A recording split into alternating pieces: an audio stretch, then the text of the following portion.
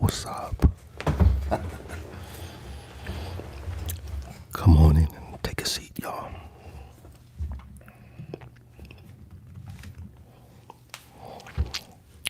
Story time is coming soon.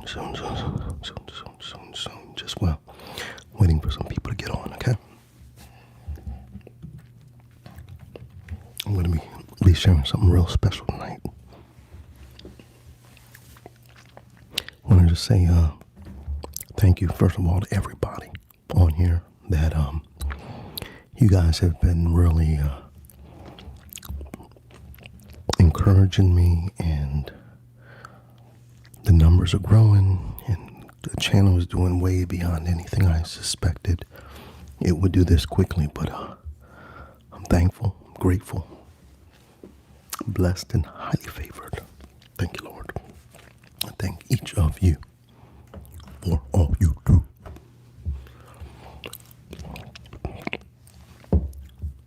I'm sitting here eating some a little tin of cookies, and yeah, you're right. Intense 50K doesn't look like that far away now, does it? I initially had a goal to try to get to 100K by the end of 2024, and if things keep going the way they're going right now, we're going to hit that goal a lot sooner than I thought. But that's because of you guys. That's because of you guys out there. You guys have been absolutely awesome. Absolutely awesome. So, I want to thank you. Thank you, guys. I want to share something real special, a real special story from me. I've shared with you guys a lot about the Navy, and want to share with you something that happened after the Navy. Hold on.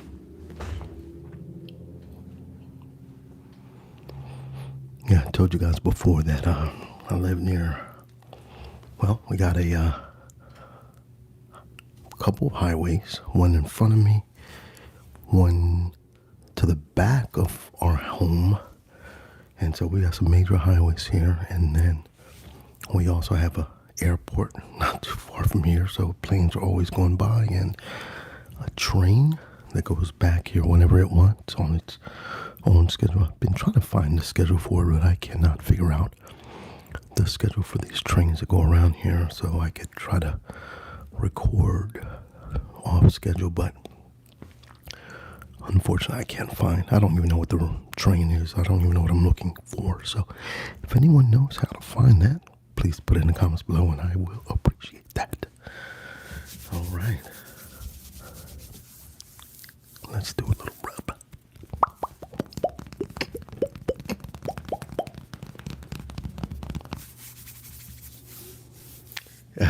Somebody been here since 2K subs. Woo!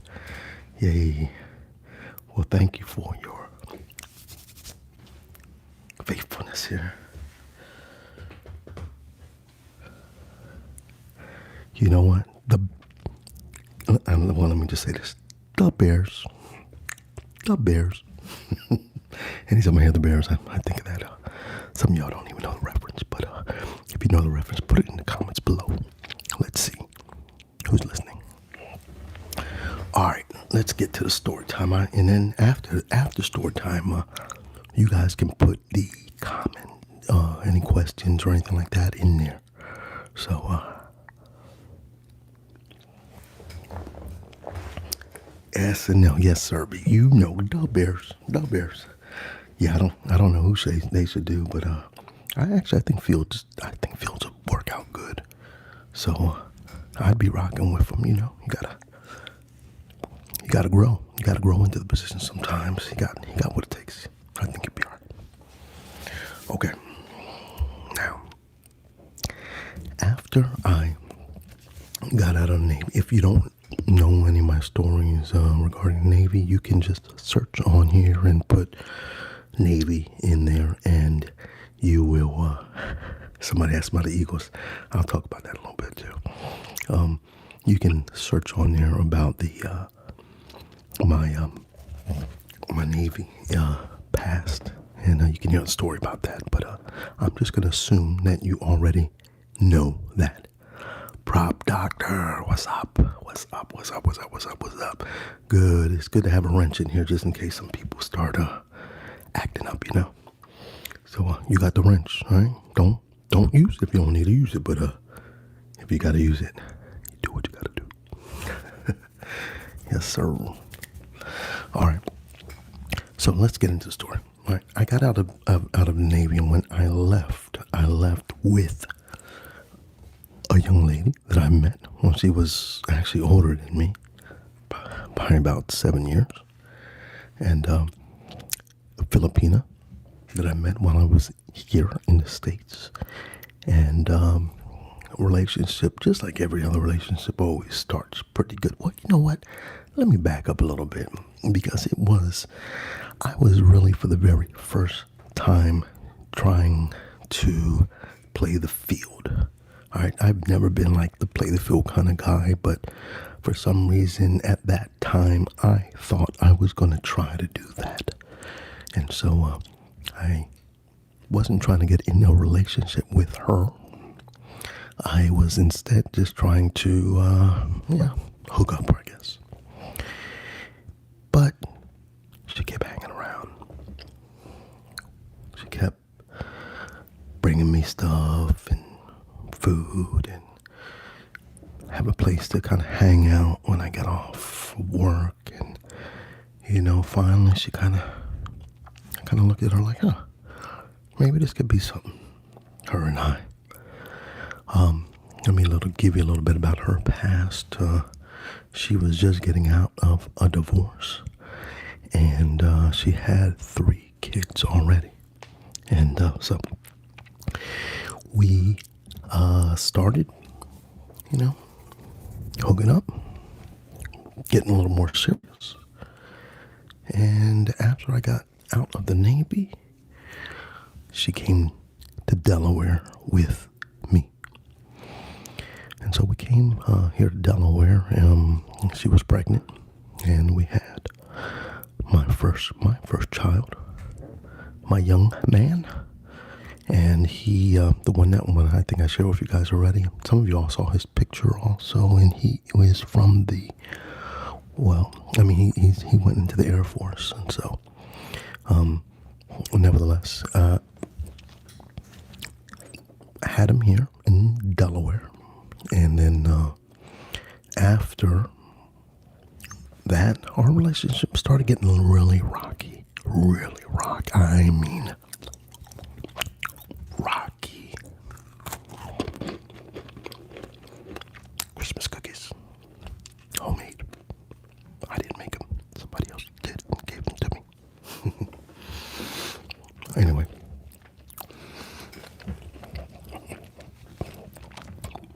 Had my son here, only son, here in Delaware.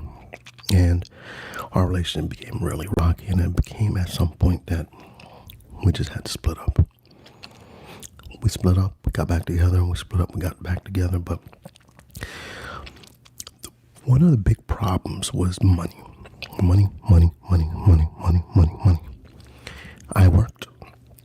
She did not. So when I came home, for some reason, she had it in her head that I was always cheating. I don't know where she got that from, but she had it in her head I was always cheating. Well, come to find out, it was actually her. So her guilty conscience got the best of her. But I remember sometimes where I'd be 5 minutes late. 5 minutes late. Because of traffic or whatever, and I'd be accused. Where were you? What were you doing? Even to the point sometimes of, let me smell you. Yeah, really weird, isn't it? Some of you might relate. The relationship was very unhealthy. What ended ended up happening afterward was we broke up. And I remember one of the times that we broke up, oftentimes we would break up and get back together. And pretty much the reason I would get back together was because I didn't want to be away from my son. I would never thought that I would be able to get my son, custody of my son myself. So, in the world that I lived in, I never saw a man that was given custody of a son. And so, or his child, period. So I didn't even think it was a possibility. So I would stay in an unhealthy relationship in order to try to stay close to my son. But there came a time when I tried to kick her out. The apartment was in my name. Like I said, I worked. She didn't. And so I remember trying to kick her out of the apartment. I said, you gotta go.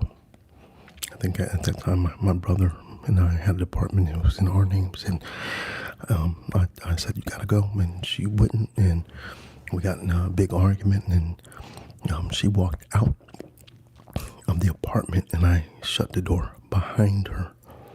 But she was trying to get back in. She was trying to open the door again.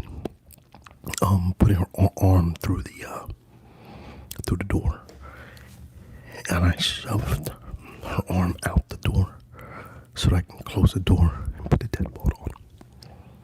Well, that was not good for me. I remember sitting on the couch there, and all of a sudden I got she's Filipina. I got a knock on the door. Police. Where? I said, oh, goodness. All right, so I get up to the door and I start telling them what happened. I said, look, this is my apartment. My son, neither of us have custody, so that we both have joint custody. And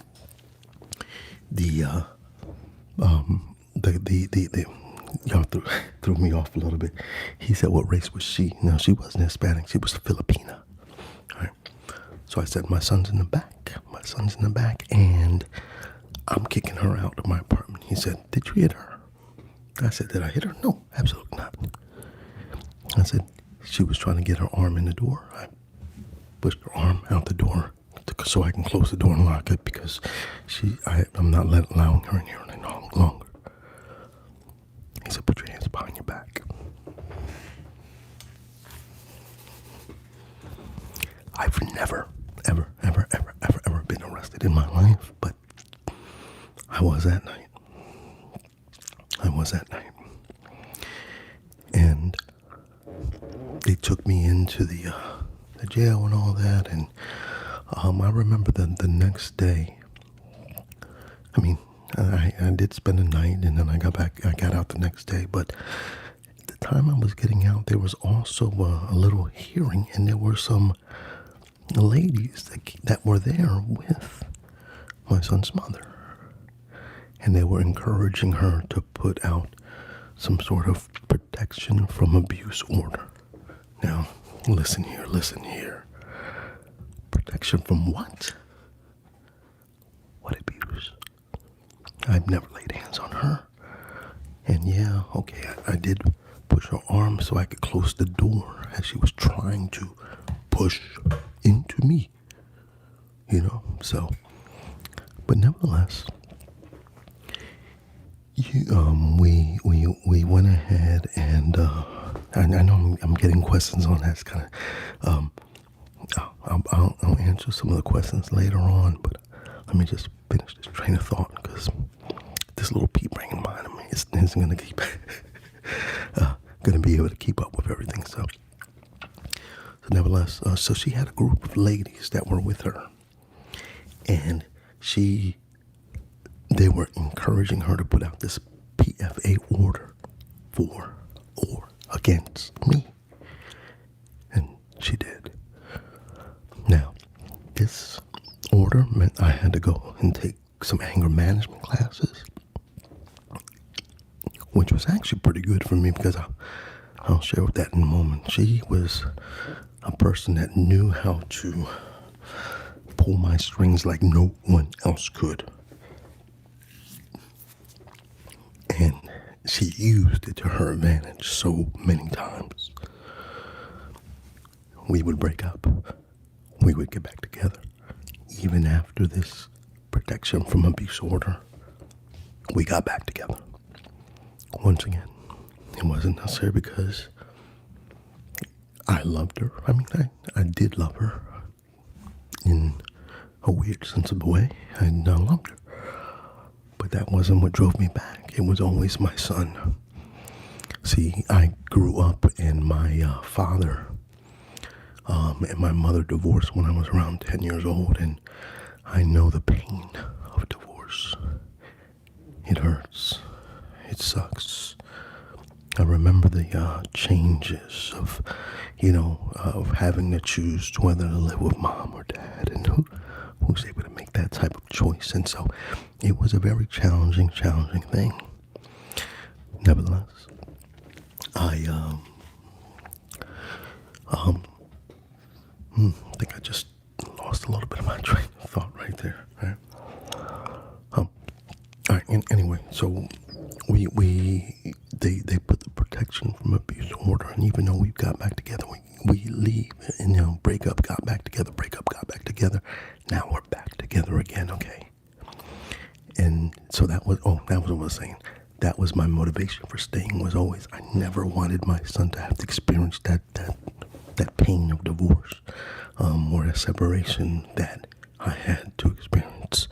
And so I stayed in an unhealthy relationship to try to maintain my relationship with my son.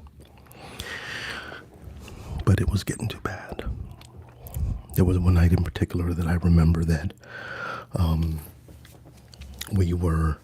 I had just gotten paid, and I got back to the house. We had gotten some sort of argument, and all of a sudden, she said, well, I'm going to go back to Virginia. That was her.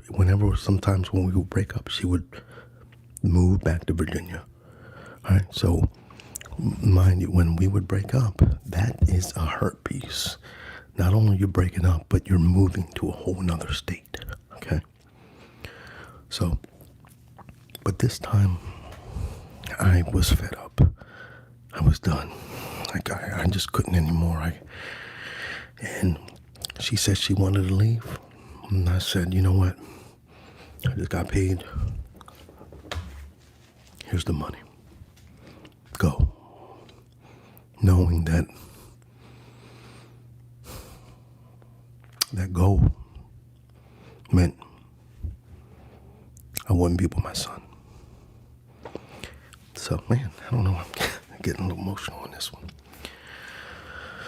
So, I gave her the money, and then next thing you know, she said, I'm not going nowhere. I said, well, give me my money back. Well, she didn't want to do that either. So I put $300 in her hands, and at that time, $300 was a whole lot of money for me. A whole lot of money. So I see where she put it in her pocket. And I put my hand and grabbed and snatched that out. Now, let me say something to you.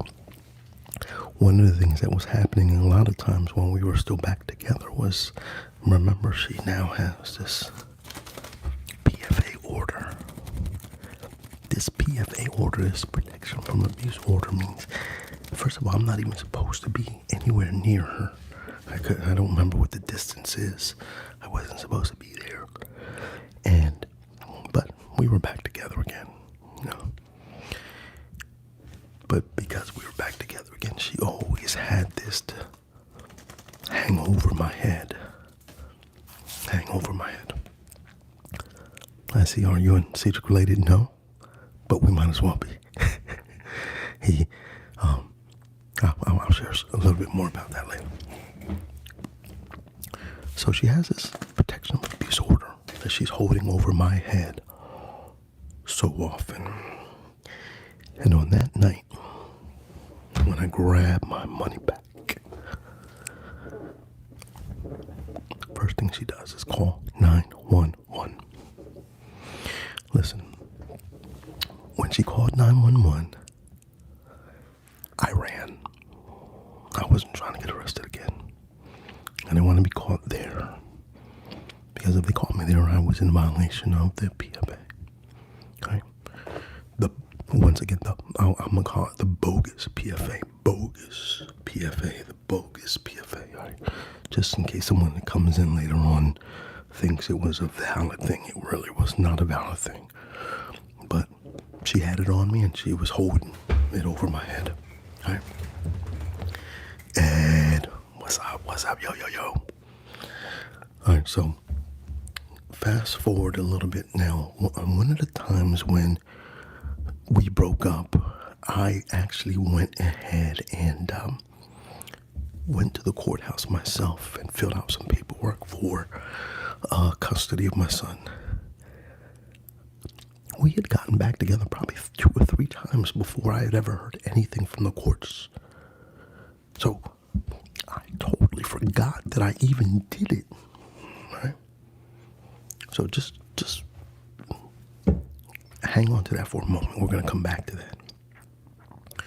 So what I ended up doing, well, what she ended up doing rather was leaving after, the cops and all that kind of stuff, and she went back to Virginia, and when she was in Virginia, and now everything is separated. We're done. We're both gone our separate ways. Her and my son are in Virginia, and I'm here miserable without my son, and I'm just trying to make the best of life that I could. I didn't really have much communication with her or them because I didn't even know where they were. She just left. So next thing you know, I did find her. I called around and found some friends that of hers and found out where she was. And oh great, I was running water right now. I told him I was recording. All right. Anyway, y'all just bear with me. I have a house full of women and they don't respect me. I don't know, maybe some of you guys understand that, right? So anyway, I'm just trying to make the best of my life, and then all of a sudden, I get this thing in the mail. I get this wonderful, wonderful, wonderful thing in the mail. And it's saying, you have a court date.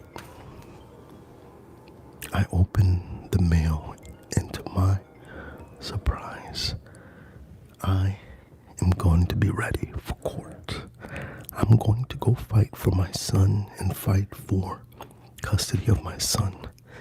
And so I did everything that they told me I had to do. I had to put a notice, because I didn't know exactly her address. I had to put a notice in a newspaper. I had to pay some sort of fee. Whatever they told me I had to do. I can't remember all the specifics, but I did it. I did get a message to her. I'm not going to use her name. I did get a message to her to say we're going to have a court date, and her and my son came up, because if she didn't show up for the court date, I would have automatically been awarded custody of my son. So she came up from Virginia. Listen to this. It was like autumn, like a little chilly and stuff like that, and she comes up with barely any clothes and doesn't even have them like warm or anything. So, but nevertheless, we get into the courthouse. We're there, and the judge, we go into the courtroom, and all of a sudden, the judge starts looking at his paper and looking at me, and then he asks a question, goes, I see on here there was a PFA order against you. I say, yes, sir. I don't think he even let me explain anything. I just said, yes, sir. And he said, well, have you finished the requirements for this PFA? I think and that was specifically the classes, the anger management classes. And so I said, well, I'm almost done. I think I have 2 more classes left. And then he says, well, I'm not going to be able to hear your case until you finish that. Now I'm pretty upset now. Like, what are you talking about? I've been preparing for this. I got an apartment to make sure that it had space for my son. We were 1 block away from the corner. There was a daycare right there, so I already talked to them. I already had daycare set up. I already had everything set up for him to come and live with me, right? So in my mind, and here's the other thing, that drove me. That whole situation drove me to the Lord and drove me to grow, get more connected with God. And so I'm walking in faith right now. I'm walking in faith right now in this courtroom, going, Lord, you're going to make a way. I know you're going to make a way. I know you're going to make a way, Lord. And I was devastated when he said those words. He was like, I can't hear your case. He said, unless there was some extraordinary circumstance that would make me have to listen to this case. I felt like the world stopped. I was like, I wasn't prepared for this. Right on the spot. And then almost like a light bulb just came on. My son doesn't have all his shots. He doesn't have all his shots. Every time we break up, she's moving to Virginia. And she's moving in with friends. And they're moving from place to place to place to place. I said, he is not up to date on his immunization shots. The judge paused for a moment.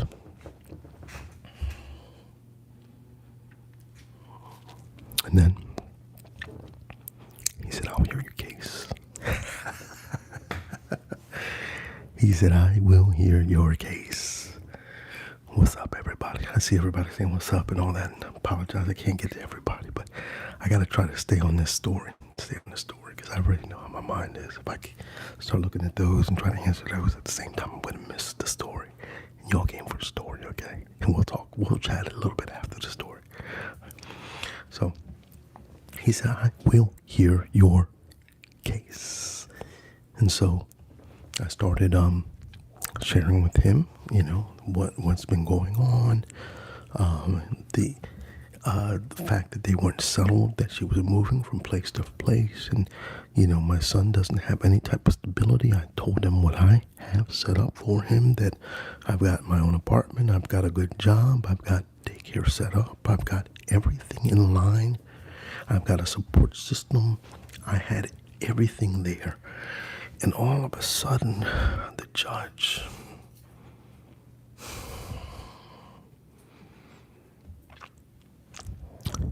he awards me custody of my son that day. I walked out of there with my boy. And it was probably one of the greatest moments of my life. It's probably one of the greatest works that God has done in my life. And it was a wonderful moment to recognize that the judge was able to see through all the mess, all the lies, all the things that were there. And here's the sad thing of it all. His mother never sent one Christmas gift. Never sent a birthday gift. Son now is in his late 20s. He's never seen her. He doesn't know her. I mean, he knows of her if he can get in contact with her if he wants. But, yeah, it is depressing. It's sad. It's sad that there are people that actually exist out there that, think and act that way. But the good thing about it is I met a wonderful woman, my wife, who is his mother.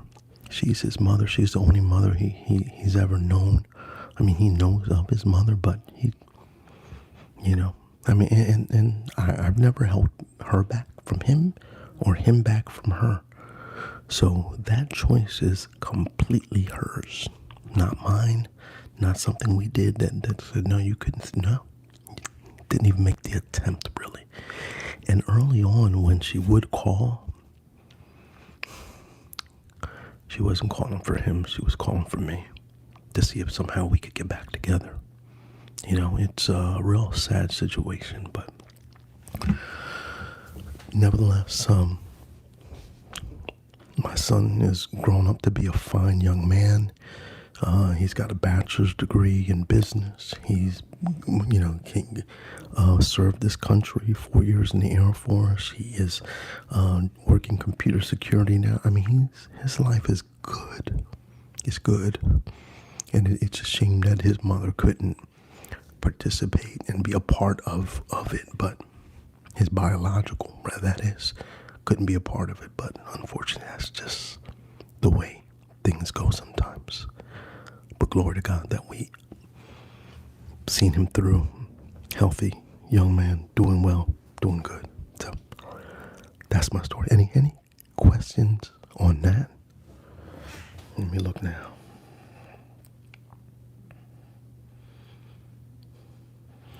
Yeah, Gavin says, you now had a new wife in custody of your son. Yeah, I mean, you can't beat that, right? All is good. All is good. And my wife and I now been married here 23 years, something like that. And yeah, about 23 years. So praise God for that. All right, what questions y'all got? Let me see. There were some other questions for some other things. If you have any questions about the story I just told you, you can put those in the comments below. All right, somebody asked about me, Cedric and I. Cedric and I go to church together and have gone to church together.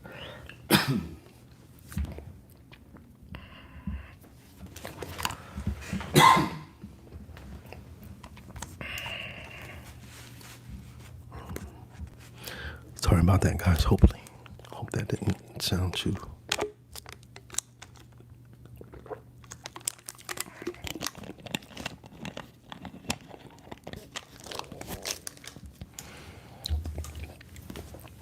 Cedric, I've known Cedric from since he was in high school, and he's an actor, and he got me into acting. He's the one that really got me into acting altogether, also. So, yeah. Well, all of my daughters. Well, okay. Let me say this about my wife and I. My wife and I both came into the marriage with a child. So, our oldest daughter is actually her biological, and then we had. So I have. She's the oldest, and then my son, and then we had two girls, together. My wife and I. And then we also adopted our niece also and raised our niece. So we raised 5. We have really one in the household, but really two in the household. One of them is over 18, so you know how that goes. We're trying to get her into the Air Force, or she's trying to get into the Air Force. And she went to MEPS a couple of weeks ago, and her recruiter really kind of sucks. He didn't follow up and do some stuff he was supposed to do. So now we got to go back and do rework and all this kind of stuff. So anyway, I don't want to talk about that. I'm going to get angry. All right. Will I box Ephemeral Rift? Is that a real question? All right. If you want to box. I don't know. Does he want to meet his mom? You know what? Every time I've asked him, he doesn't. And I've actually tried to encourage him, or not really encourage him, but just inquire. Do you want to talk to your mom? He's like, no. To him, she's a stranger to him, and I get it. I mean, he sees her pictures. He knows that she has a Facebook online type of thing, and she has other kids too, and he's actually connected with them, but not with her. So his half brother and sister, he has connected with them. Okay.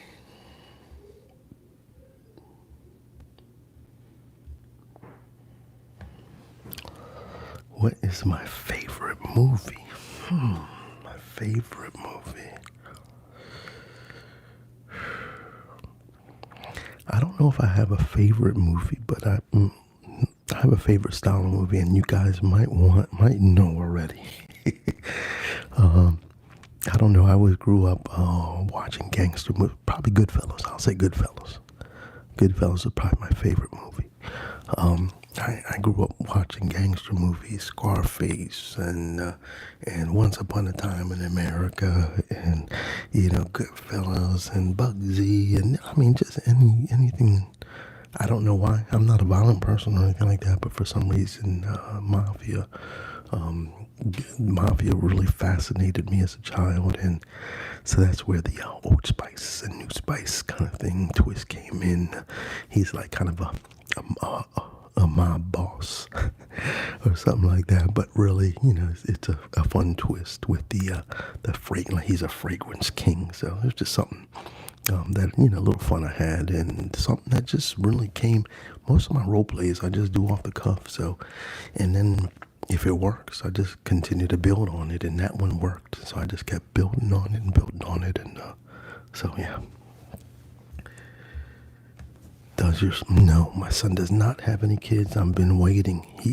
It's a weird thing too. My son's obviously half Filipino, and here in this little town, this little area where we at, somehow he found himself a Filipino wife. And so they are like the cutest couple in the world, and we are so waiting for them. We're so waiting for them to have some kids, and but they have not been participating. They have not been. They haven't given us any yet. So, yeah. But they keep saying, "Oh, soon, soon, soon." We're just trying to get things in order, get our life in order, get a house. Da da da da da da. I'm like, well, I ain't had none of that in order when I had you. And things worked out okay, didn't it? So, but anyway, these kids these days got a whole new way of doing things. Matter of fact, they even got married twice, two weddings. So, all right. Somebody asked me about the Eagles game. So somebody just asked me about something else about football. Yeah, I was pretty upset about the Eagles' loss, and I think we need to make some major changes. I don't know what. Well, I do know, but I don't think they're gonna do it.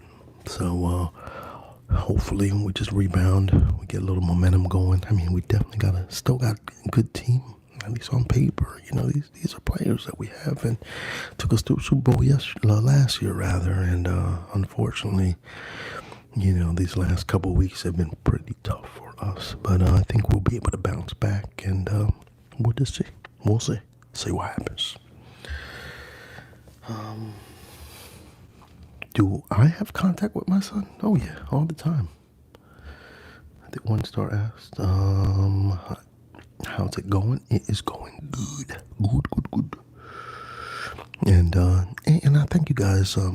Sometimes you guys were asking how it's going, and many of you know that at some point I went into this little pit of depression, and but luckily we're able to bounce back out of that. Was going through a real tough time. A lot of things going on in my head about direction, where I wanted to go, what I wanted to do, and I think it was just started overwhelming me a little bit because I didn't have clarity, and so it kind of just drove me. When you don't have clarity, and I'm a thinker, and sometimes as a thinker you can get into your head a lot. And that's why we need things like this to help bring it down. So,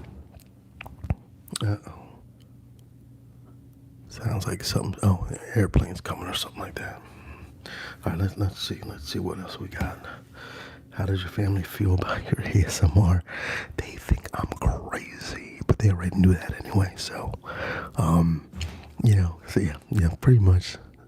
Well, they thought I was crazy until now they see 35,000 subscribers. So, yeah. Now they think I'm a genius. Oh, yeah. Week is going well. No, thank you. The odds of the Las Vegas Raiders making the playoffs, truthfully, I'm sorry. I haven't really been following that too much, so I don't know anything to tell you.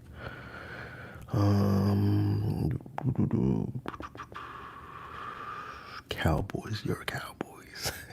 Now, look. Of course, the Cowboys are our nemesis, and but they play pretty good. And they've been playing pretty good. So I gotta give it to y'all. But I want y'all again. I want the road to the Super Bowl to go right through Cowboys and right through San Francisco.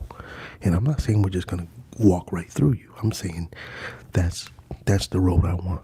That's the road I want. Redemption. And hey, if they don't win, they don't win. But I don't want to try to skirt it. If we gonna win this, let's win it. Ham is on. Yo, okay, now the party is really beginning. Now, if y'all have not subscribed to Ham ASMR, he has got the most energetic ASMR out here on the web. I mean, the energy that he brings, it's just infectious. So y'all gotta really go check him out. Ham ASMR, check him out. And we were just talking about I had a little story time about me getting custody of my son and God working in a mighty way to be able to do this. I mean, he worked it mightily that I was able to get custody of my son. And I think at the time my son was about almost 3 years old. So from 3 to here, to 20, what is he? Before, he's in his late 20s. I'll just say that. I got to do the math. He's going to get me if he hears this. But, yeah. Let's see. Someone said that, do I do any collabs? I've done some collabs already with Cedric. I've been on some collabs on some other channels with some other people that asked me to send in some videos, and they kind of grouped it all in. So that's a collab. I know Outdoorsman ASMR. I was on a collab with him. I was also on a collab with ASMR Jade. So and go check them out too. Outdoorsman ASMR and ASMR Jade, Jade. And so, but I know I've been trying to talk with Ham about figuring out something we gonna do. So we gonna do something at some point. Ham, right? All right. Let's see what other questions we got out here. Cat, it seemed like you've been on here for it's only been 7 months. It seemed like you was here from the beginning, but you've been active, so that's why. Do I interact with some people from the Navy? Yeah, I got good friends still. I think, matter of fact, there was a picture that I put up there of myself and 2 other guys that were right next to me from our yearbook. Well, really they call it a cruise book. So from our cruise book, the 2 guys to my left and right, I'm still in contact with both of them. One of them, he wrote a song that I actually sung to my wife at her wedding. When she was walking down the aisle, I actually sung her down the aisle. And it was a song that he wrote. And then, well, we kind of co-wrote it because he wrote the first part, and then I modified the second part to match my wedding. And so the first verse was his, and the second verse was mine.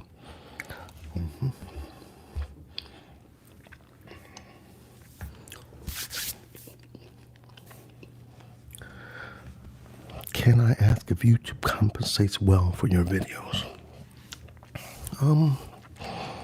What do you define as well?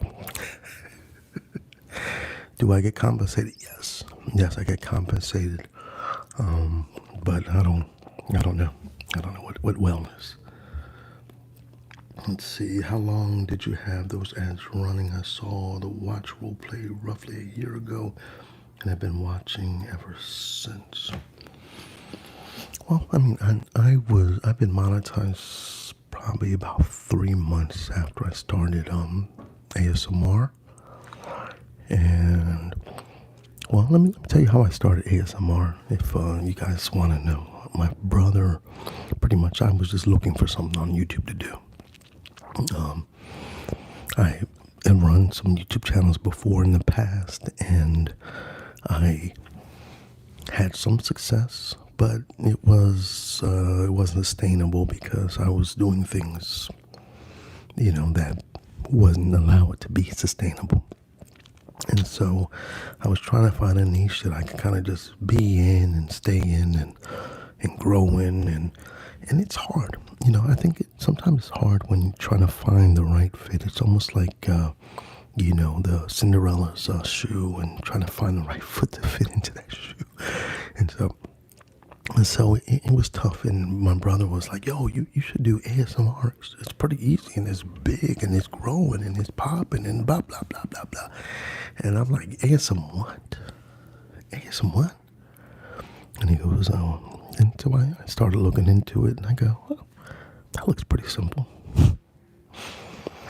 And so I just started doing it. I was doing the basic, what everyone else is doing, and rubbing things and putting things on that, and all that kind of stuff. And then all of a sudden, one day, I'm scrolling through, and I see Matty Tingles. What's he doing? He was doing some sort of, I think it was maybe a sneaker role play or something like that. That was the first time I knew role play had anything at all to do with ASMR. And so I'm on there like, and mind you, I've already been acting. I've been in local theater. I've been, an extra in a pretty big movie. I've done some commercials for the hospital, for some grocery stores, for Food Lion. No, not Food Lion. ShopRite.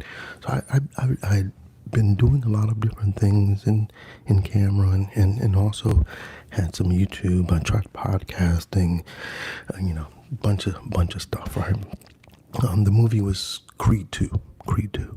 You'll see me if you look in the first few minutes. You'll see me in the audience going like that in the audience. So check it out. You'll get a bonus if you see it and put the picture in there.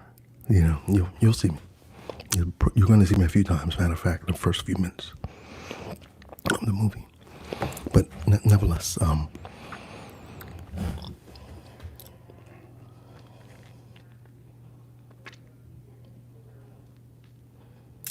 man, I lost my train of thought that quickly. Where was I? The grocery commercial. Well, it wasn't really a commercial for the grocery store. It was, no. There's two different commercials. The grocery store commercial was for La Toltenica Quesen.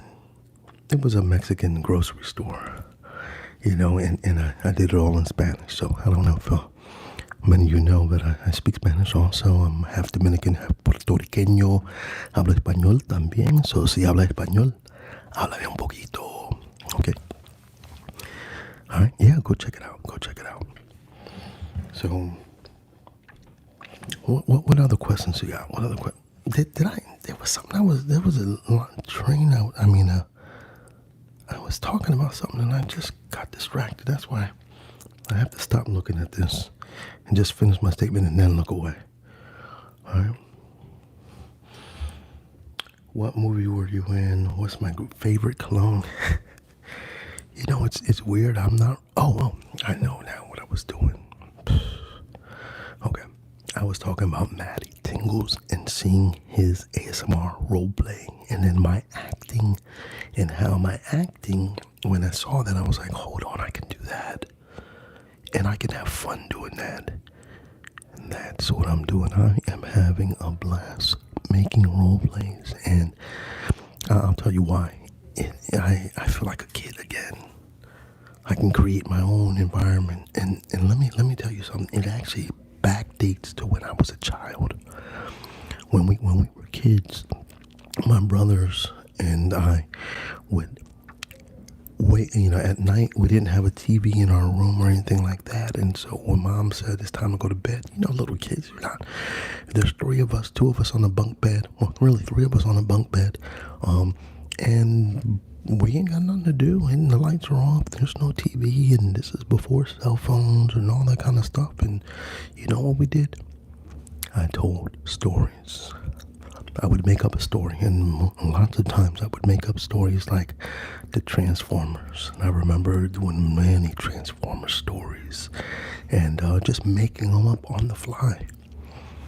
That was conditioning me. That was preparing me for today. You never know what's happening in the past that's setting you up and preparing you for something right now in the future and beyond. So, so when I saw the role plays things, I'm like, yo, I can do that, I can do that, I can do that. And not only can I do it, here's the key, I can have fun doing it. If you're not having fun doing it, then you're not doing it right. Hold on, I'm going to turn this fan off. That is making too much noise. Hold on 1 second.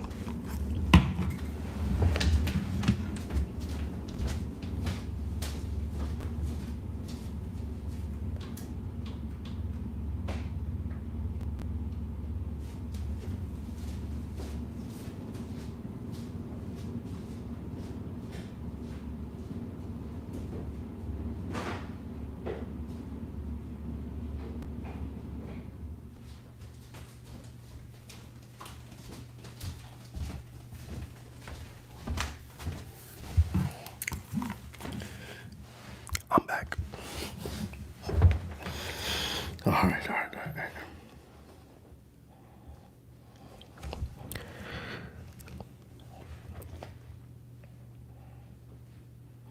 Ever done Dungeons and Dragons? It sounds like you might enjoy. I probably would enjoy Dungeons and Dragons, and I was always fascinated by it because I used to see friends that would play it and rolling the dice and these books, and you know, I know the basics of it and all that kind of stuff, but I never really got into it. Many friends of mine did, but I didn't. All right. What my favorite cologne? I don't have a favorite cologne. I just put on whatever's here, whatever my wife bought me, whatever someone gifted me. You know, not really big into that. What's up, sports talk?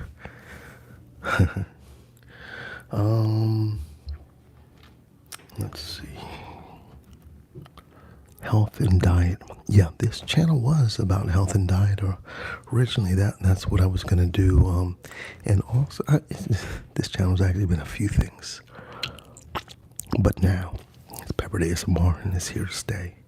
I think I had a happy, healthy, healing was originally, and I wanted to show, you know, things like that. And really, I got into that because it was a good paying CPM, and I was just in it for the money, trying to make money. I didn't really make that much money on that channel though, but that's what I was trying to do. But here's the key: if you're not having fun, you're not gonna stay with it for long.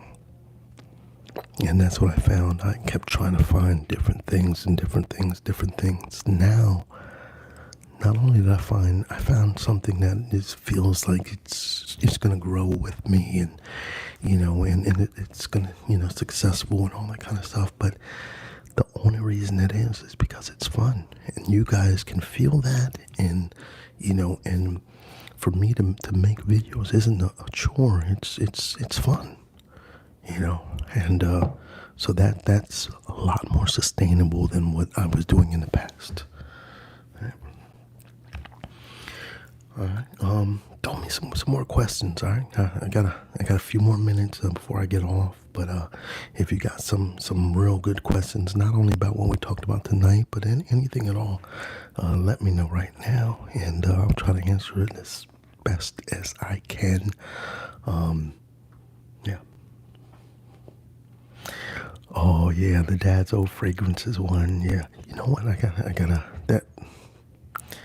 And a lot of that is true. What I was saying in it, like my dad was cheap. He loved cheap cologne, and that cheap cologne was his favorite cologne. And so he brewed Old Spice. Those are his type of things. Who's my favorite ASM artist? That's a good one. That's a good one. And that's a hard one because I'm gonna be totally honest with you. I don't listen to ASMR usually for myself. Like I do get tingles on certain things, and they've actually been surprises. I never, I've only gotten them because I've been around ASMR now. I would have never thought, I could get that, and I never even understood ASMR until I ever got into it. But I'll tell you what, some of my favorite ASMR artists. Well, you already know Ham Ham, and Ham Ham is one of my favorite ASM artists. I love his energy. It's just infectious. I mean, it really is infectious. His smile, his energy is like really, it's really cool. So he's definitely one of them. I also like Moonlight Cottage. I like the attention to detail. Also made in France, the same attention to detail, cinematic, what is it? Cinematic, I know I'm not saying it right. Cinematography, whatever. Their stuff looks real tight. The backgrounds, the attention to details, the close-ups on this little zipper and this and that. And oh my goodness, those are Atlas ASMR too. So you kind of see the type of ASMR artist that cinematography. Thank you, brother. Thank you. I was searching for that thing, high and low, and couldn't find it. But yeah, Made in France, Moonlight Cottage, Atlas ASMR, those types of that attention to detail, good immersive ASMR. Tinglesmith, he's also in that category, and kind of gets you in there. Those are the types I like. You've got more watching than.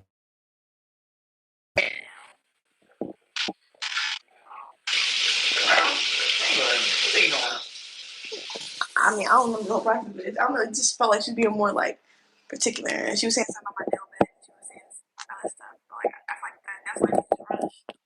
I thought she was taking. She did more treatment. Yeah. Now, how's her setup? It's cute. I guess kind of like nail salon. Like she had the whole like nail. Savior Jesus Christ, I am more. Like you know, I have like green color. On there. Oh, that's cute. Is it stream broken?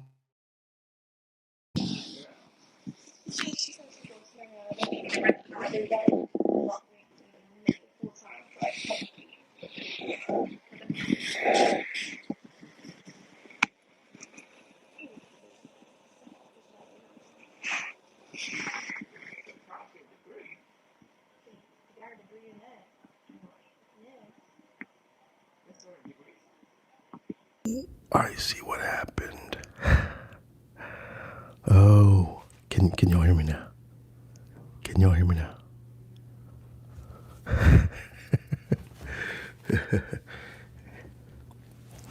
Okay, hold on. Let me make sure this does not happen again. Hold on. Turn off Bluetooth. Yes. Wait. Okay. Can y'all hear me now? Good. Oh man, I think it was the devil trying to stop me because you asked me what I was thankful for. And my first answer was my relationship with my Lord and Savior, Jesus Christ. I don't think the devil wanted you to hear that. I don't think he wanted you to hear that. That's why all that did. All right. All right. So it went to the AirPod somehow, or connected to, I think, my daughter or my wife's AirPod or something like that. So sorry about that. So I'm thankful for that, of course. I'm thankful for my family, my wife, my kids. I mean, there's so much I'm thankful for. I'm thankful for you. Thankful for you, and wow, man, the 35,000 who have said, okay, I like that. There's something I like about this dude, and I want to check it out. So I'm thankful for that, and I'm thankful for the future, what the future is going to bring, because I'm I'm just heating up. All right, I'm heating up and look at this. When I get bored, you know what I do? I make a video. All right, you're like, well, you make so much videos. Well, you guys are an outlet for me. You don't realize it. You're an outlet for me. So thank you for being an outlet for me. All right. Your role plays are something special. Oh, thank you so much. I really appreciate that. Role plays are the best. Love watching them. Thank you so much. Thank you so much. 350,000 soon. Come on, bring it. Bring it. I'm ready. I'm ready. I don't know. I might have to leave. might have to leave this area. People start knocking at my door. Well, if God wants me to be one of the biggest ASM artists, I will be. If not, then I won't be. But I'm going to be happy either way. I'm thankful either way. And I'm thankful for where I am right now.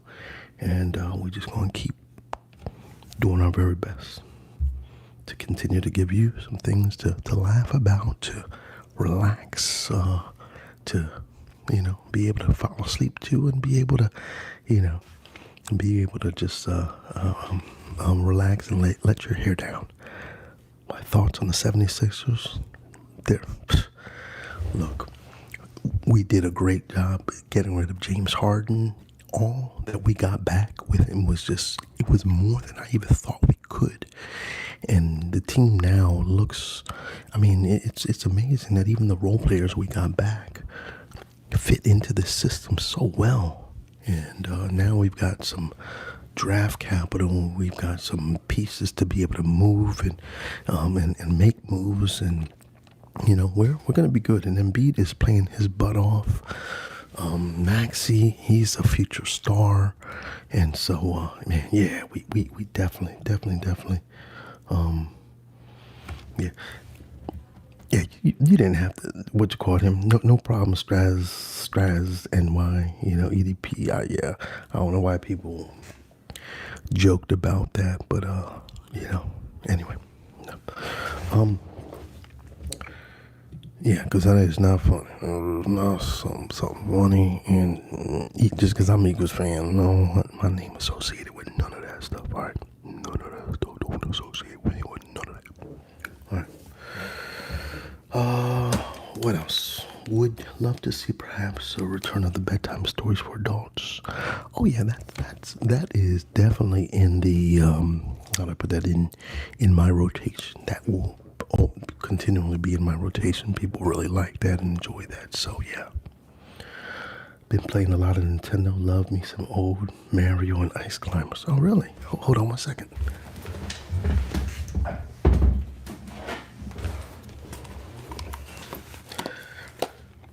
So, you like any of these?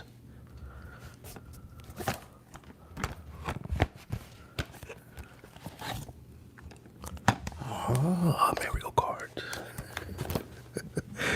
Yeah, okay, you might like some of those. Huge fan of the fragrance in a watch, favorite series, Street Hawk. Yeah, you know what? I haven't done Street Hawker in a little while. Got to get Street Hawker back out there. And what are some other ones? Well, of course, Kingpin. I haven't done a Kingpin. Well, Kingpin I have done in a little while. You know what? I am planning on doing a collab with Cedric.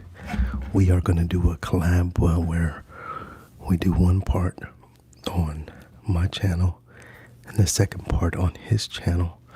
So you just get ready for that. We are definitely going to be doing a real fun collab coming up real soon. Okay.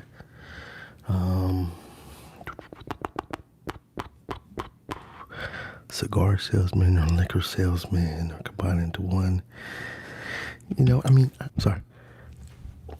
Every now and then I'll put a fake cigar or something like that and make a fake drink or something like that. But I'm not really into doing I don't think I'll do a full video, truthfully, on cigar or liquor or nothing like that, just because that's just not me. I mean, I'll add it every now and then to the character. Like, you know, Kingpin, he likes to smoke a cigar, but you'll never see it lit. It's just for the aesthetics, you know, and all that. But, you know, but I don't think I'm going to really do a full cigar one, because this isn't, once again, it's just not me. Mm-hmm. Yeah, I do community theater. Maybe like a community, I ought to do a video about that, community theater director or something. Yeah, I could do something like that. Matter of fact, next time I get behind at the theater, maybe I'll do it live from there. Maybe I'll do live from the theater for you guys next time. And that'll be like next week or this week.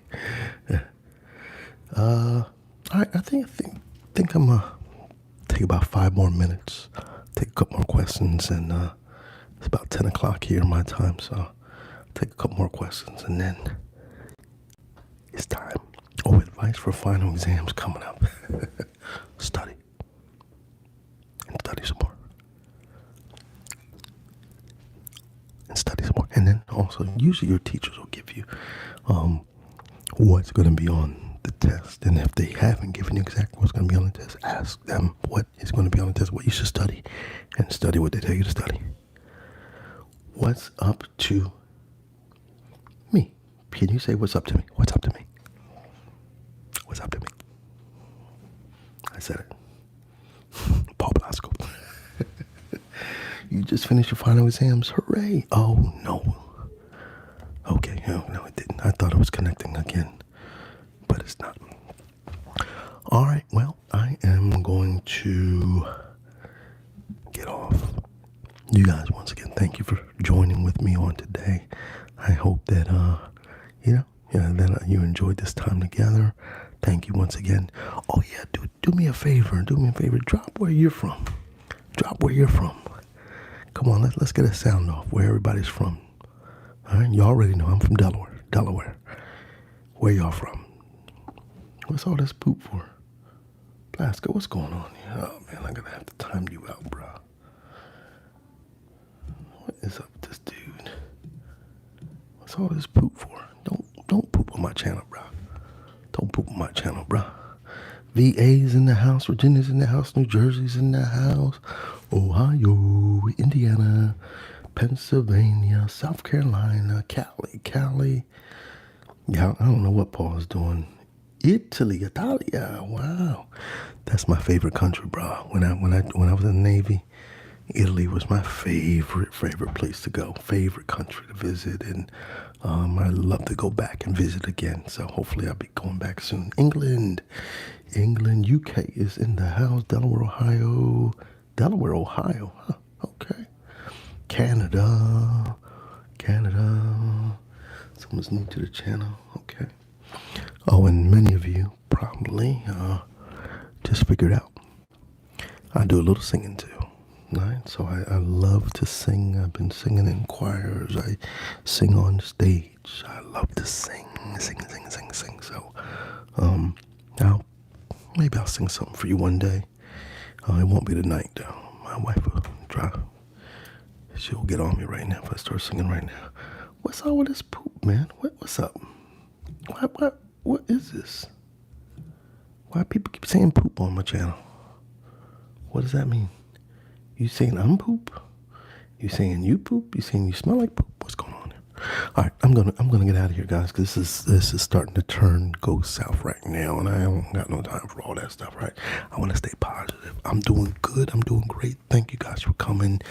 Thank you for all you do, and I look forward to the next time. I'll try to do a little bit more of these, so that we can talk a little bit more in the future. Right? Thank you so much. Be blessed, and I'll talk to you later. Bye bye.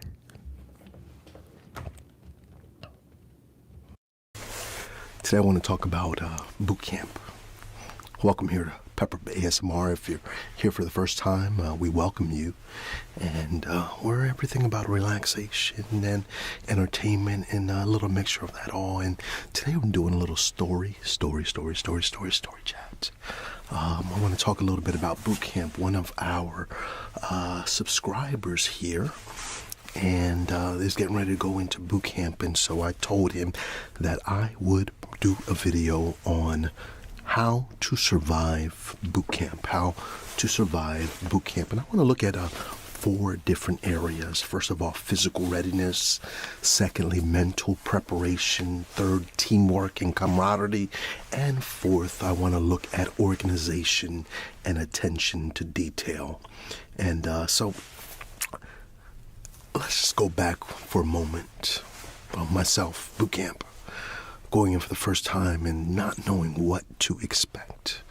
And most of the stuff that I did know about the military and about boot camp was found in movies. You know, Full Metal Jacket and all these different things that depict boot camp or your time in the military, et cetera, et cetera. So it could be a little bit of anxiety and fear and trepidation as we recognize that you're getting ready to go in and you don't know what to expect. So I want to give you just a few tidbits. First of all, let's look at physical readiness. All right. One of the things that I notice probably in every company or every troop or whatever you want to call them, is that in every company, boot camp company, there was always one at least or more was not in shape at all. I mean, at all. With all the things that you have to be able to accomplish in order to be able to get in. I don't know, every branch has different requirements. You have to run mile in this or this and that. And so even with all of those things, there were still people that got all the way to boot camp, and you're wondering, how did you even pass the basics to be here in boot camp? I want you to make sure you're not one of those. I want you to start right now preparing physically. Listen. You're not going to do well if you have not been active, not been in sports, not understand those things, and then all of a sudden you are thrust into this new world, and now you have to have a physical. You have to be physically ready. You have to be strong. You have to there's some things that they don't want to teach you. You better know, and you better be ready. You better have your cardio ready. Depending on which branch you're going to be in, each one is a little more stringent and challenging than the other. You know, some are more challenging than others. I was in the Navy, and it was challenging, but I can't say, I can't compare it to Marines or the Army or so I don't, because I don't know. But I would suppose that those were tougher. And anyway, I'll talk about that in a little bit. Let me stay right here on this physical readiness. Cardio is going to be important. I would suggest that if you're getting ready to go in, that you start at least 3 times a week cardio. You might want to do it in stages. You might want to start on the treadmill, walking, jogging, running, and then running outside. And running on the treadmill is not, let me say this again, running on the treadmill is not the same as running outside. So I would encourage you, I mean, if you need to take that step approach, then go ahead and take that. Do it in stages and steps. But if you're ready to just go out and start right outside, go ahead and do that, because you're going to notice it's a big difference between running on a treadmill and running outside. So you might be a treadmill warrior, but I guarantee you at boot camp, you will not be on a treadmill. I guarantee that. You're going to be running outside, uphill, downhill, on different types of terrain. So you've got to be ready. You got to get yourself ready. All right. The other thing, start lifting some weights right now. All right. Cardio is important, but you need to also get your strength up. Get your strength up. What you want to do is make sure that there is nothing in front of you. I mean, it's already going to be challenging enough. But if you're out of shape, smoking cigarettes or something else, if you're doing all of those type of things and you're getting ready to go into boot camp right now, then you may not be ready. You may not be ready. And I guarantee you, you're going to suffer a whole lot more if you're not physically ready. So do that, stretch, and just get yourself ready for that. So that's the physical part of it. Physically, I'm not saying you need to be a top shape and, muscles bulging and all of that kind of stuff, but I'm saying especially cardio and just basic strength training, I would really encourage you to start before boot camp. Don't wait till you get there. You're going to be in some trouble if you are, right? So secondly, mental preparation, and this is probably the biggest one. I saw men who strong physically and all that, but mentally they broke and they went back home. This is how I like to prepare people whenever they're asking me regarding boot camp and my experience and what they should expect. This is how I phrase it. Pretend it's a game. See, in a game, yeah, you might get a little frustrated in the game and all that, but you recognize it's a game. And I want you to kind of take that approach when you're hearing the yelling, the correction from instructors. Now, I mean, take the correction and all that kind of stuff, but I mean the way in which they do it, the yelling. You've got to learn to turn and tune out those distractions and focus amidst chaos. I want you to actually think about that for a moment. All right? I'm calling this a game, the objective of the game. I want you to look at the objective of the game. All right? They're putting you in through boot camp, right? They're taking away your identity. They're giving you a new identity. You're going to be saved, right? Well, and I guess the men, they still shave their hair, I think. Right? They're going to put you in a uniform, so everyone's going to be supposedly uniform.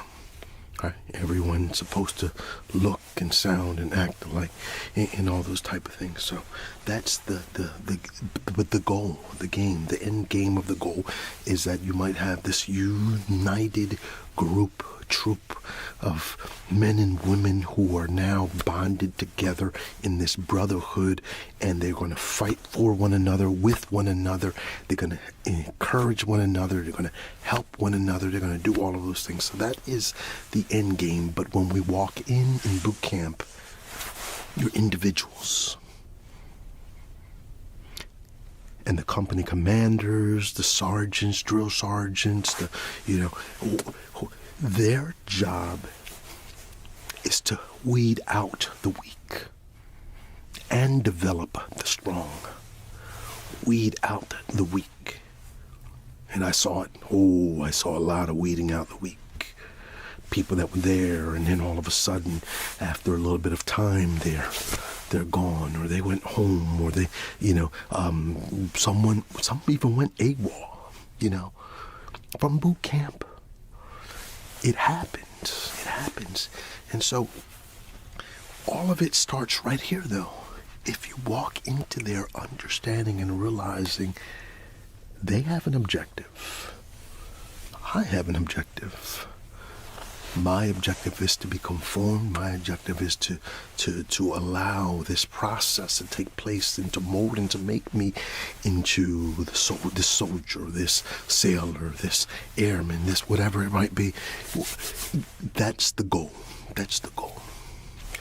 Now, I call it a game because for me, when they would come, when they came up before me and all that, I'm gonna play the game. I'm going to play the game. Yes, sir. I'm going to play the game. No, sir. I'm going to play all of that. And when they come to me, don't take it personal. That's the key. Don't take it personal. If you know the objective, and if you think of it in terms of this is just a game, and I'm in this game, and I gotta suck it up, and I gotta take it, and I gotta bear, because I understand the big picture. The big picture isn't what's happening right now. The big picture of what it's trying to develop you to become. So, learn to tune out distractions and focus, even amidst the chaos. And I think that's also important. That's an important training also. Because if you're a soldier and you're in war or you're in a combat or anything like that, there's going to be a lot of chaos. There's going to be a lot of things that are being thrown at you at the same time. And those that can focus in the midst of the chaos have greater likelihood of being able to overcome what's happening at that moment. But if you become overwhelmed, you see now why these things are important. You've got to learn to tune out distraction, right? Embrace, how do I put this? Embrace the suck. This sucks. Embrace it. Recognize it's part of the process. And change your mindset to thrive under this duress. All right? How do you do that? Well, visualize yourself succeeding. Visualize yourself achieving and overcoming. Do some positive talk, self-talk. Even in the midst, you're sitting there right there. They can't get in your head. Listen, the only one who can really get in your head is whoever you allow. You have to open the door. You have to let them gain power and entrance into your mind and heart and your feelings and all of that. Or you could learn to go, throw it all at me. I'll take it.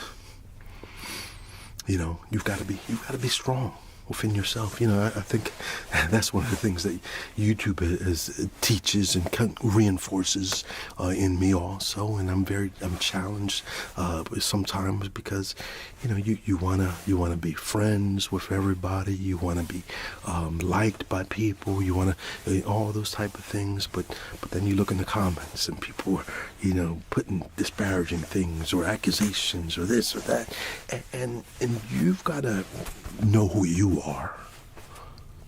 You got to know who you are. You can't let anyone else come into your mind and inject their thinking into you. No. Listen, this is what I do. This is my approach for anything in life. And I'm not just only talking about drill sergeants or anything like that, what they throw at you. I'm talking about just people, period, life, period. Whatever gets thrown at you, you have the power to let it in or discard it like trash. Also, you also have the power to let some of it in. This is what I call eating the fish and throwing away the bones, right? And utilize the things that are going to help you and discard the things that are no good, right? And so, even if you think you're right, listen, let me just say this. The drill sergeant is always right. Even when they're wrong. You got me? Oh, Here's another little tidbit, and this is true. This is true. Volunteer for nothing. All right? Some of you may have heard that. Those of you who've been in the military, you know. Volunteer for nothing. So sometimes we want to be the. Anyway. Let me get back to my points. Physical readiness, number one. Number two is that mental preparation, and what you can be doing even as you're standing in their line and things of that nature. Just talking to yourself internally. They can't get in your head, and you can be combating whatever's going on right there in that moment. Don't let them see you sweat. Oh, I think that's a good one too. That just came. Don't let them see you sweat or suffer. They like to hone in on the weak and continue to try to exploit that to see how deep it goes. Don't give them nothing. Yes, sir. No, sir. Yes, sir. No, sir. That's it. That's good enough. All right, third one. Teamwork and camaraderie. This is going to be huge. I don't care what branch. It's all the same thing. Bond with your squad mates because you're all in this thing together. And this is what they want you to see. Teamwork makes the dream work. You've heard that. You've heard that a million times. Well, it's even more especially true, right? In the military, because you're a band of brothers. You need one another. You're going to rely on one another. And so even in boot camp, they're starting that. They're trying to foster that type of unity even on those early stages. And so they want to see you helping struggling teammates improve their performance, all right? It's not only about you. Let me just say that again. It's not only about you.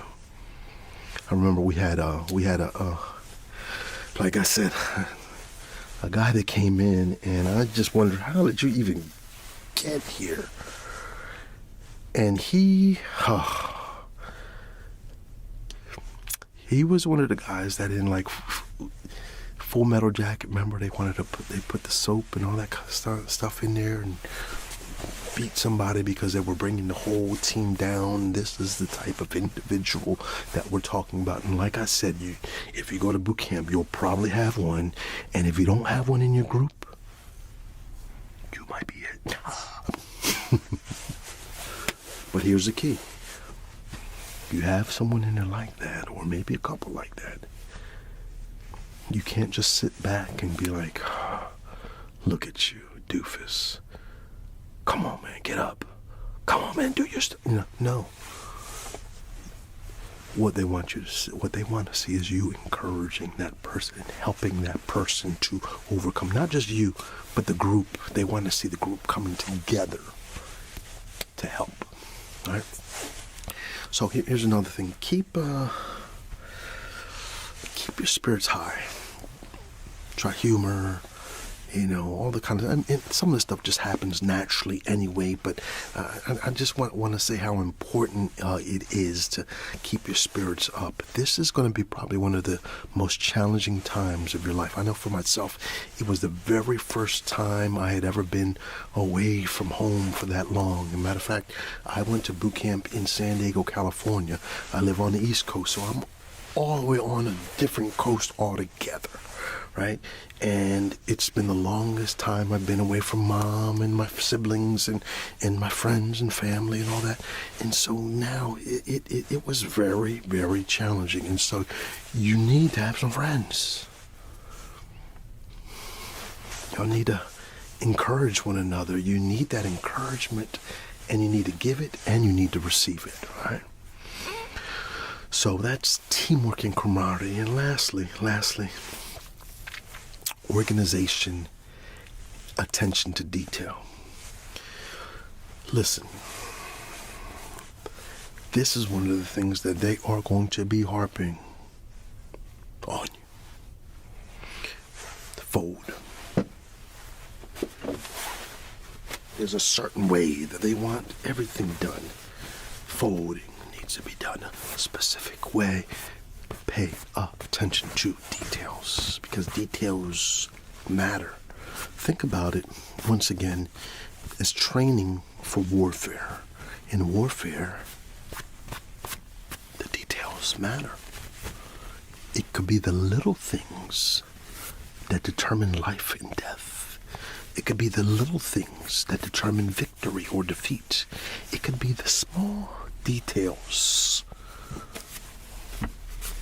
that take you down or lift you up, give you victory or bring defeat. Well, you know what? Let me add one more thing I think is really, really, really important. I mean, yeah, we're talking about the details and fine-tuning things. Learn to iron, learn to, make sure you know how to do a bed and fix a bed. I mean, just little things, but also learn to triple check things, double check things, etc., etc. Don't get caught slipping, all right? Because they will exploit those things, and someone will be in your face and yelling and saying something to you. And once again, when that happens, it's just a game. Receive it as just a game. Think about it. Look at this guy. He's doing a pretty good job as a drill instructor. He's doing a pretty good job. Or she, you know. All right. So, one more thing I want to share is about just taking care of yourself. All right. Boot camp could be 8 weeks. I don't know how long, what's the longest boot camp is, whatever. But it could be a few months. All right. A couple months, a few months away. You got to take care of yourself. You got to take self-care even while you're in. Some of the things I went to church. All right, you get opportunity for church. Matter of fact, even if you're not religious, take the opportunity to go to church. Why? It helps you to get away from the group, and sometimes you just need to get away. So, you pick somewhere to go and just go to connect, even if it's just connecting with yourself. Of course, I'm a Christian, so I want to encourage you to go to Christian church, but that's not what this is about. This is about finding a space for yourself too. All right. The other thing is drink water, eat. I know it's not going to be home cooking and everything you want, but don't let yourself. I saw people who were so picky with food that they didn't hardly eat and they started wasting away. All right. Don't do that. Don't do that. Matter of fact, usually, from what I remember, we were looked at to make sure we ate, right? So, but everyone's probably not like that. But nevertheless, you take care of you. Self-care is going to be so important. Personal hygiene, important. Listen, don't be the dude that's stinking. You know what I'm saying? Don't be that stinking dude. That people, because you got to get along with people. You're going to be in tight quarters with people. You're going to be, you know what I'm saying? So, take care of your personal hygiene, because if not, you're going to hear it from the company commanders, and you are going to hear it from your fellow soldiers. All right? I think I'm coming to the end. I got all my notes that I've got out, and I can't think of anything right now that needs to really be said that we have not already said. But I'll just say this: if you're going in, or even thinking about going in, if you have a question, put it in the comments below. If I can help, or someone here can help that's been through that, then go right ahead and put that in for us. But I just want to say congratulations. I don't have his name right now, but I'm going to put it right here. The one who asked me to do this, or didn't even ask. He just said he was going into boot camp, and I said I would. Thank you for stimulating this conversation. I think it's an important one. I think hopefully it can be beneficial to so many other people that are contemplating going into the military. I am thankful. I've served in the Navy. I have 2 children who are in the Air. Well, one is in the Air Force, and one is already out of the Air Force. He served his time, and one, our daughter, she's actively a career Air Force. And then I have another daughter getting ready to go into the Air Force. So this is a subject matter that's hits pretty close to home. And so I'm thankful to be able to share this with you, and hope there's something that was said to give you some strength, give you some encouragement, give you some insight into this. If you have any questions, once again, put them in the comments below. If you anything else, I'll see you in the next video. And thank you once again for all your dedication to this channel. I'm so thankful and grateful for you all. God bless. Take care. Well, hello, my peppered ASMR fans. Today I want to do something a little bit different. No ASMR role play or anything like that. I want to share with you something that's kind of been on my heart. Little chat, little ramble about self-esteem, and kind of go back a little bit, back to when I was younger. We were constantly on the move, and I've never been in a school for more than 2 years. My brothers, my siblings, and we were always on the move. Our parents divorced, and we were kind of going back and forth between mom and dad. And then when we were with mom, a lot of times we had to move to different locations because sometimes we weren't able to pay the bills, and so we got kicked out. And so we moved around a lot. And because of all the volatility and all the change and all of that, there were a lot of times we didn't know who we were.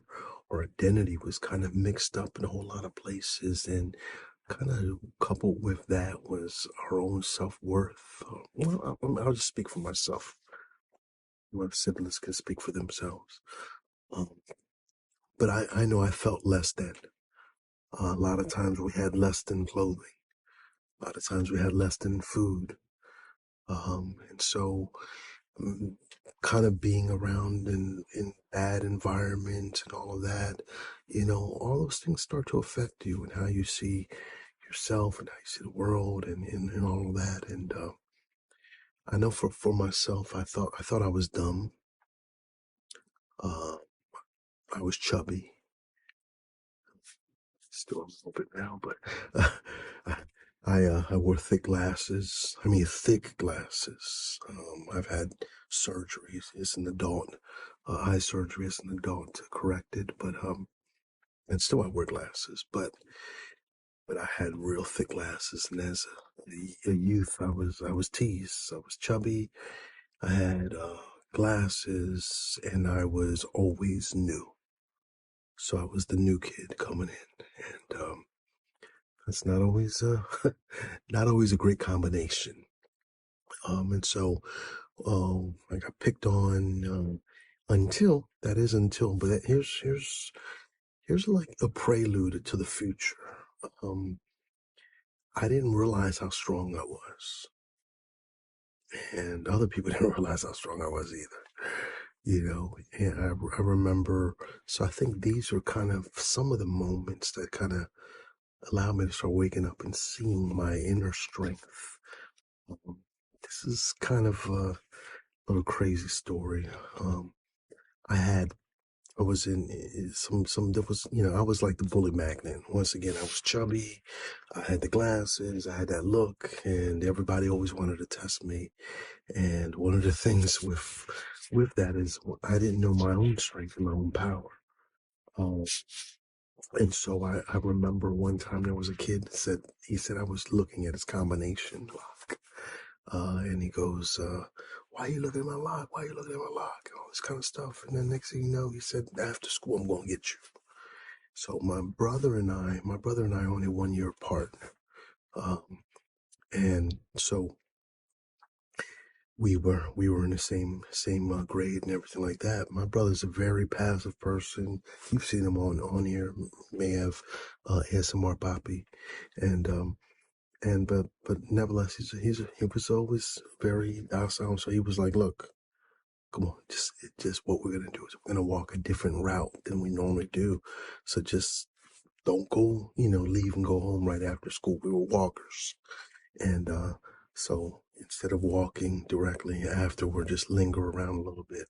So we lingered around a little bit. We thought everything was good, and then we started leaving. We started leaving. And, we took a different route.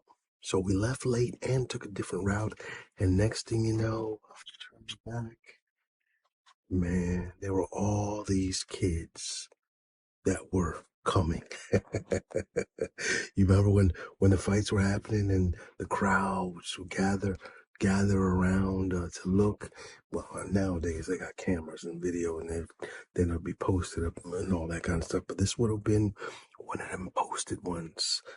Um, and so all of a sudden, I had nowhere to go, and the kid is in front of me now. No, what's up now? What's up now? And he's pushing me, and he's pushing me, and he's pushing me. What's up now? What's now? Now here am I. Never been in a fight before. I mean, other than like brothers and stuff like that, but um, picked on, and all of a sudden, all I remember is he pushed my head like that, and next thing you know, I was on top of him. I was on top of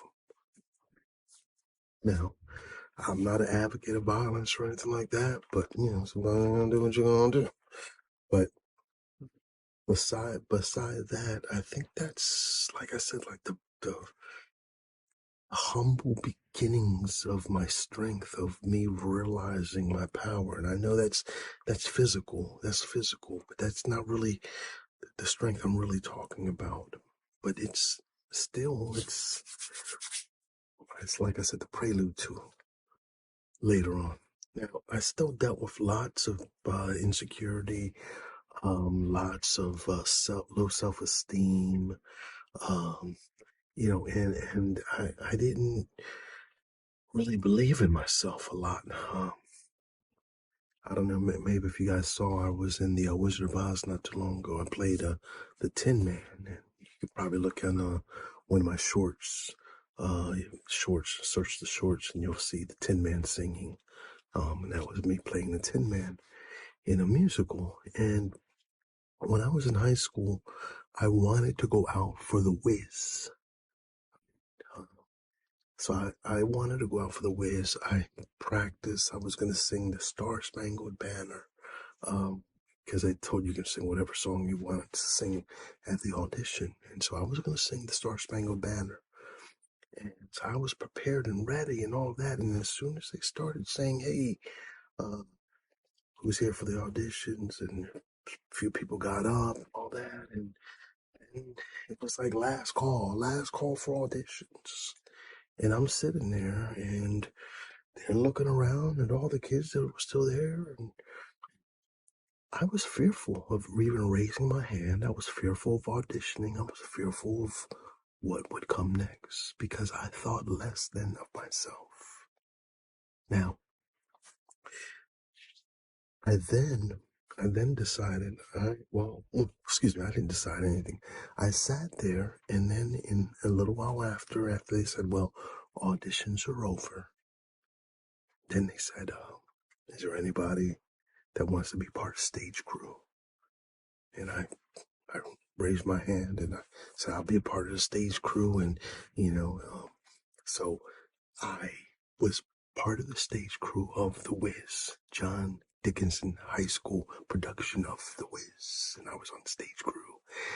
But while I was on the stage crew, I'm on in the background, here pulling the ropes and opening the curtains and doing all the stuff that does moving props and things of that nature. And while I'm in the background, I'm singing some songs, you know, "Apply some oil to me." I'm singing. I'm singing backstage. I'm a mean old lion. Well, I was supposed to be out on the stage, but fear gripped me. Fear said, no, no, no, no, no, no, no, no, no, no, no. You can't. Fear said, you're not enough. Low self-esteem and fear said, ain't no way. You. And that's why I'm talking about this today, because there are some of you that are out there right now, the same thing. You've got great potential within you. You've got great strength from within, but you can't tap into that strength because there's something limiting you from getting to that, from seeing your full potential, to seeing your strength, from being able to access that inner strength within you. That was me. And it took some self-realization. It took moments to help me to see how awesome God has created me. I'm not like everybody else. You're not like everybody else. You're unique, but uniquely wonderful. But you gotta see it in yourself. If you can't see it in yourself, how can someone else? If you can't tap into that greatness, how can someone else? So some of the things that kind of helped me was kind of just putting myself in awkward situations. You know, there's something within you that says you can't, but sometimes I think we want to do everything so right and perfect. I mean, it's kind of like you've probably seen a lot of people start YouTube channels and then never put up a video. All right, you got great ideas and all of that, but never started because you're fearful of failing. You're fearful of how others going to look, and do I have what it takes? Do I have enough? Do et cetera, et cetera. And if I could just give you a little bit, first of all, whatever you put your hand to when you start, you're probably going to suck at it a little bit. Go back and look at my earlier videos. I was tempted to delete a whole bunch of those, but that's part of my journey. The time where those old videos are part of this journey, and then even in my life, that little fat nerdy thick glasses kid, he's part of my journey. And I gotta be able to look back and see the growth and the different stages, and all you gotta do is just, if you keep striving to be a little bit better and to know a little bit more and to grow and all that, you'll be amazed at what you can do over a little period of time and consistency. But I think oftentimes what happens, just like on YouTube, we want to start out with the bang and have the viral this and that and all that, and when we don't, we look at ourselves as a failure. I'm gonna say it again. God doesn't make junk. God doesn't make junk. And just because you might be a little different than someone else, don't, I just hate the fact that especially I mean, I don't know how it is everywhere around the world, but we do it a lot here in the United States of America. We like to box people and make everyone be standardized in a certain way. Schools, they have a certain teaching style, and actually, it's been there've been a lot of innovation within our educational system. So, but I think we need a whole lot more. And this is what I mean. Everybody is different, and there's a lot of different learning styles, and teachers usually kind of stick to one style. And so, I'd like to see that expand a little bit, but that's another conversation for another day. Listen, I'm going to wrap this up in just a moment, but I guess what I really, really want to say is you're somebody, and you're somebody great, and sometimes you won't be able to fulfill your greatness until you can see your greatness. You know, I'm a student of the Bible, and there's spies in the Old Testament that went out to spy out Canaan. And as they went to spy out Canaan, there were 12 of them that went. 10 of them came back with a bad report. Now, they came back after they spied out the land and looked at the land and all of that and said, first of all, I forgot to mention this. God told them, I'm giving you all this land. God said, I'm going to give you guys this land. Now choose these men to go out and spy out the land and all that. But God already told them it was theirs. So I want you to see that already. This is yours. This land flowing of milk and honey is yours. It's yours. Now, in this land that's flowing of milk and honey, they went there. The 12 spies went there, and they go and they spy out the land, and they come back with fruit. Right? Oh, and when they were asked about the land, they said, "Look, the land is wonderful. The land is plentiful. The land is beautiful. It's the land flowing of milk and honey." But we can't go in there. They couldn't go in there because they said there are giants in those lands. Now I want you to see something. There are giants in the land. That was true. Big, big men, uh, strong forces against them. But yet they forgot that God told them that God's bigger than everybody. God's bigger than all men. God already told them it's theirs. But here's the problem. There was 10 that said, "Look, we can't. There are giants in that land, and here's the key. This is something that just stays with me." They said, "We are grasshoppers in our own sight. We see ourselves as small, and they're big and huge." And I want you to just stay there with me for a little bit, because I think a lot of times that's what happened. We see ourselves as small.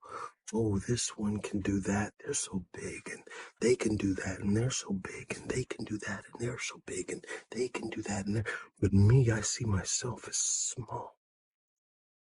And because they saw themselves as small, they convinced everybody else that they couldn't do this great achievement that God was going to help them to do. Now, there were two, Joshua and Caleb, that said, "Yeah, we can do it. God's giving it to us. Hey, let's go, y'all." But the others wouldn't. And so they didn't. And so they continued wandering in the wilderness. They weren't able to go take the land that God was trying to give to them. Our blessings, our successes, our achievement, our growth, all of that is going to be dependent upon how you see yourself. Are you small and insignificant? Or do you see yourself as great? Because of whatever you think, that's what you're going to be. As a man thinketh, so is he. How do you see yourself? I hope as you're looking in the mirror of your own soul, of who you are, that proverbial mirror, I want you to kind of see yourself in there.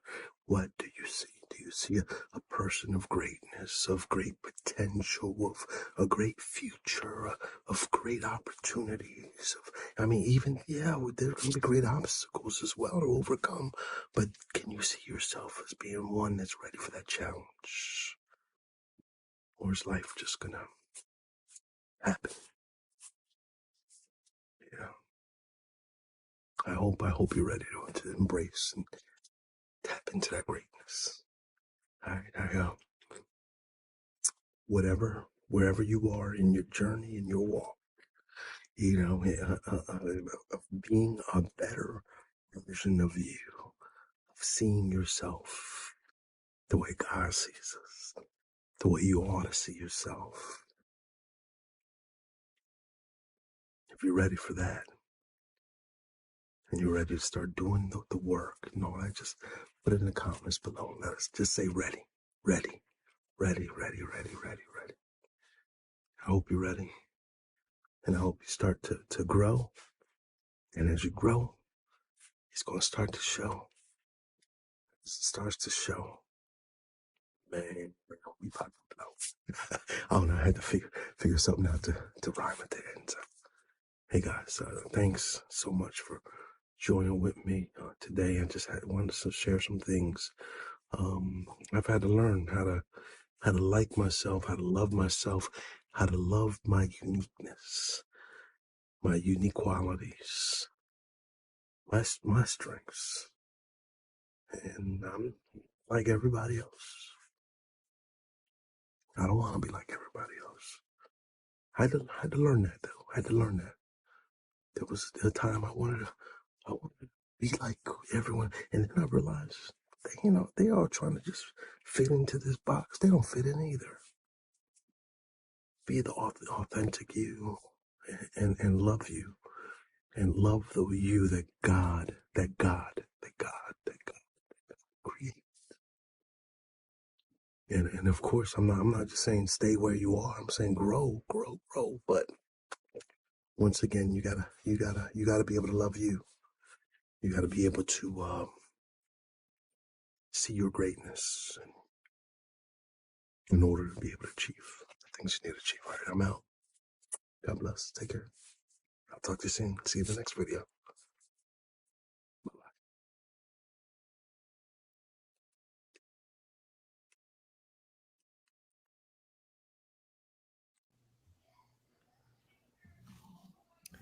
All right, and it says we are live. Let me just go ahead and make Live, sure. live, live.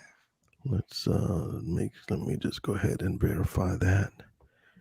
And we don't have anyone on here yet anyway, so I just got the pop up. All right. Navy stories in foreign country story time. Let's do it. All right, all right. Too many to talk about. Hey, all right, we got a couple people on already. All right, got a few hellos. Hey, what's going on, everybody? Good morning, good morning. Good morning for us. Well, and yeah, you never know. Depending on where you are in the world. Could be evening. First of all, can you guys hear us fine? This is our first time using. I'm using StreamYard. It's actually my second time, but first time doing it as a live stream in this format. So please let me know if you can hear this and hear this well. Do we And need testing on my side. All right. Look like we have about 7 people on board. They say, Happy all New Year, right. everyone. Happy And they New Year. Thank you, OM Hoops. And they said that they can hear. All right. Well, first of all, how was your New Year, Mr. ASMR Papi? My New Year's was wonderful. Got to hang out with family. Did a lot of things around the house. Just enjoyed myself. Had a good time. Yeah. How was yours? Well, it was wonderful. I mean, we went to church obviously in the morning, and then came home, and pretty much after that. Well, oh no, hold on a second. I forgot Uh, all about this situation. something went Okay. down. Yeah, it wasn't all that great because my EAGL Eagles, What happened? they suck. Should we just end the stream right there? Yeah. You All right. guys, Bye, everyone. All right. yeah, yep. Because the whole tone of this, the whole mood and everything right now is Yeah. over with. Oh my goodness, these Eagles came and I don't know. We need to make so many changes. It's just crazy, and we've got good players, but we've got bad coaches, and we've got Some things have to change, huh? yeah. Everything rises and falls on leadership, and That's unfortunately, life. Hmm. We don't have the right people in place, and it's just been a disaster. So anyway, let's talk about something a little more positive. Hmm. We were well, first and foremost, yeah, U.S. Navy salute. You're talking to two sailors here, and I want to first and foremost introduce all of you all to my big brother, ASMR Papi. Hey. ASMR Papi. And when I say my big brother, I mean literally my Hmm. big brother. Yeah. If you go see my ASMR cooking video, cooking my love of cooking video, you'll see a picture of us all as children in there sitting on my mom and my dad, and so you'll see the whole family dynamics there and why it is that we look a little different. Yeah. He took more after mom's look, and I took more after our dad's look, and so anyway, but this is my brother, my big brother of Yeah. 1 year and a few months. Yeah. You got it. Yeah. Yeah. Nice to meet everyone. Yeah. I've. Shh, bring it down just a Oh, little bit. sorry about that. Yeah, that's right. I'm just getting into this right now. Talking to Peppard about, this whole experience and everything that he's, done. It's just been really fun to see the journey that he's gone on. Um, Yeah, yeah. Well, and the journey that you got me yeah, started on, because if many of you don't know, um, my brother's actually the one that kind of introduced me to ASMR and this ASMR community. I was looking for, something new to do as far as on YouTube, and he suggested ASMR, and I had no idea what ASMR was about or anything at all, truthfully. yeah, Um, and so I came on and I started doing the typical, little things and the sounds and the microphone and all that kind of stuff. And then one day I saw Maddie Tingles do an ASMR role play, and that was it. yeah, I said, role play? I mean, that's like acting. I love acting. yeah. I'm an actor. Always been into it. Yeah. And so I was like, whoa, hold on. Let me get in here. Hey, from France, African Kiro. Thank you. Thank you so much. Um, so when once I saw that, I was just I did a role play, and pretty much I stopped everything and focused on role plays. And not only that, I'm a storyteller. Right? Oh, definitely. Yeah. And what I had wanted to say was that even when we were younger, we would watch Teenage Mutant Ninja Turtles and Transformers and different things like that. So Peppard was always the one that whenever it was time to go to bed, mom's yelling, hey, you kids, quiet down. It's time for bed. Peppard would be the one who would create a cast of characters, and after we finished watching Transformers cartoons, he would pick up from the one that we just watched about 4 hours ago, and he would continue on the story. So ASMR has been in his blood, storytelling, always there. Storytelling. Yeah. Yeah, most definitely. So it's been a pleasure being a recipient of his craft all these years, and it's fun seeing it blossom now. Well, thank you so much, and it's been fun doing them. And like I said, it was just an easy match. You're the one you played matchmaker in this one, so thank you, thank you, thank you, Yeah, thank you very no much. problem. Um, well, this is Navy stories in foreign countries. I saw you pull out that Navy thing. Oh yeah. Show that to the folks. USNAVY. How did you get into the Navy, Did I get into the my name? brother? So someone over what here basically was promoting the Navy to anyone that would listen. I wasn't sure exactly where I was going to go in the way of what my next step was going to be after high school. And one day we saw recruiters coming in to the high school, and you're seeing colleges, etc. And seeing a couple of war movies and boot camps, experiences played out that way. And I always thought that it would be entertaining to just go in and see what it would be like to go into the Marines, or you know, um, but just didn't know exactly what I wanted to do. So when talking to some of the recruiters, found that there were opportunities that were out there. Mainly, getting away from home, seeing how we could fend for ourselves, build character, all of that. And I ended up finding, an extraordinary opportunity going into the Navy. And, along with Peppered, we thought we were going to go in together, but we weren't able to get to boot camp. The timing wasn't right. So I ended up going in first by like a couple of months or so. Thought I was going to go over to the Great Lakes to do boot camp there.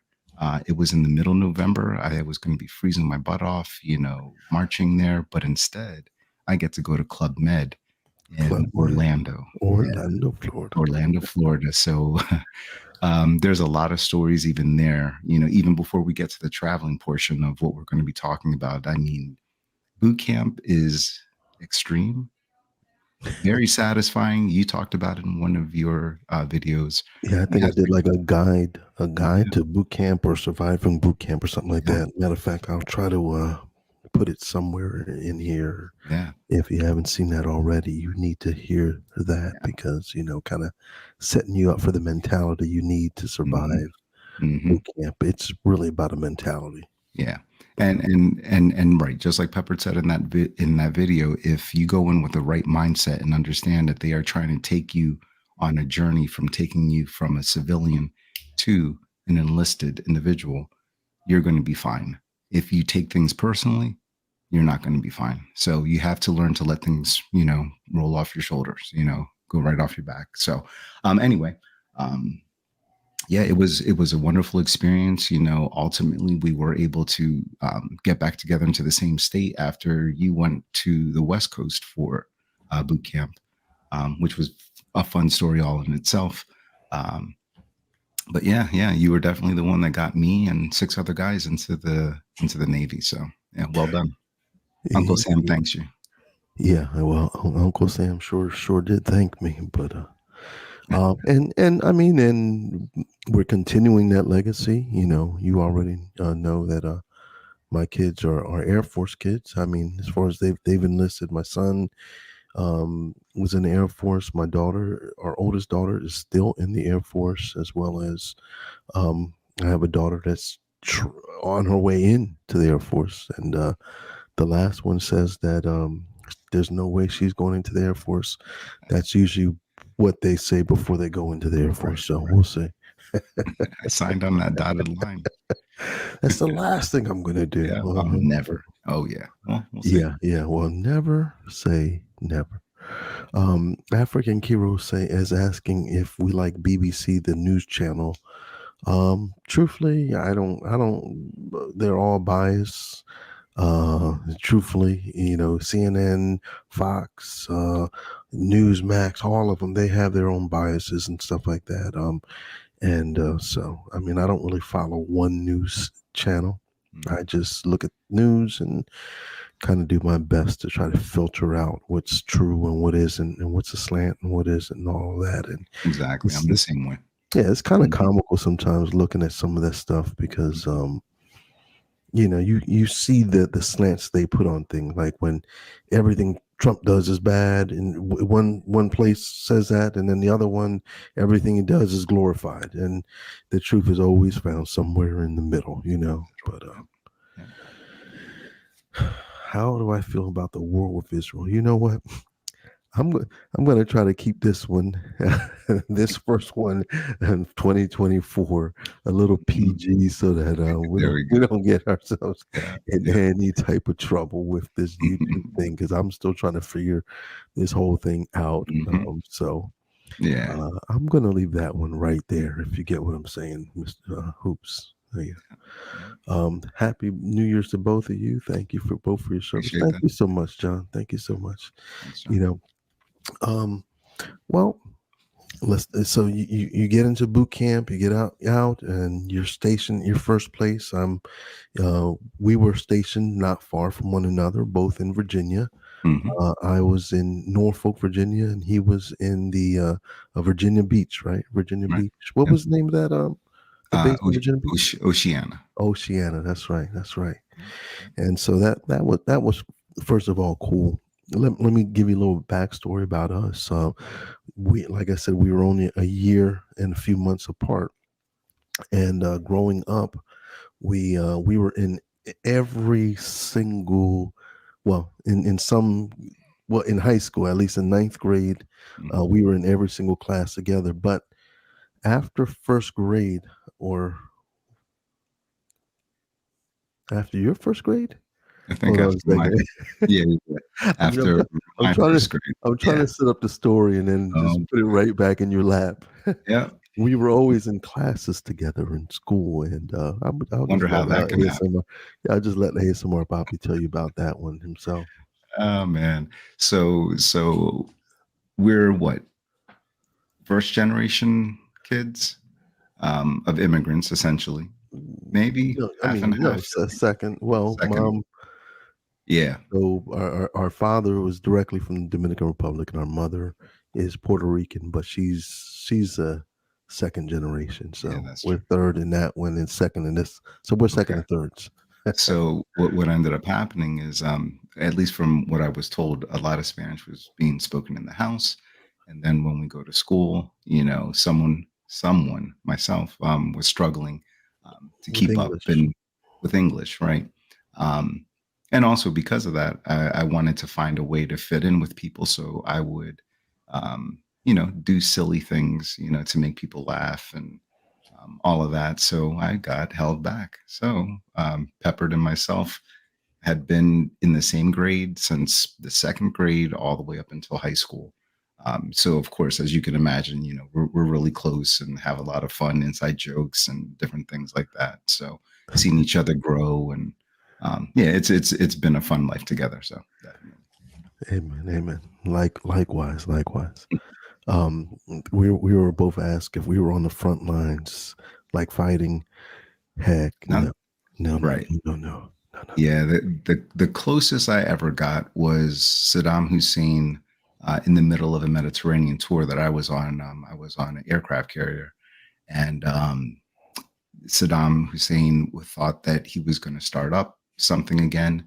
And as we were going through the Suez Canal, the admiral came on the PA system and essentially told us we thought that we were going to be going home, and we were told you need to turn around and go right back up and support the squadron that we were attached to. And so, as gear would need to be replaced, those were the type of things that I was working on, radar systems. We were there for an additional 3 to 4 months, I believe, getting hazardous duty pay. um, and so it was an exciting time. It was scary, you didn't know what was going to be happening from day to day, but you knew you had a job and you just performed your job. So that's as close as I got. Yeah, as close as I got to the heat was inside the kitchen. I was a cook in the Navy, and so that's about as dangerous as things got for me. Was cooking, and we were more support for anything. Our ship carried U.S. Marines, so we would go down to Camp Lejeune in North Carolina. We'd pick up a bunch of Marines, and we would go on out into the Mediterranean, touring the Mediterranean, things of that nature. So, someone's asking if we like the Emirates, the airline. I've never been on it, No, I've but never. I want to. Yeah. I mean, it looks. I mean, from the commercials and all of that, it looks like an experience. And so, yeah, I definitely want to try it out. Mhm. Unless unless there's something we don't know about them. Alisa. Hey.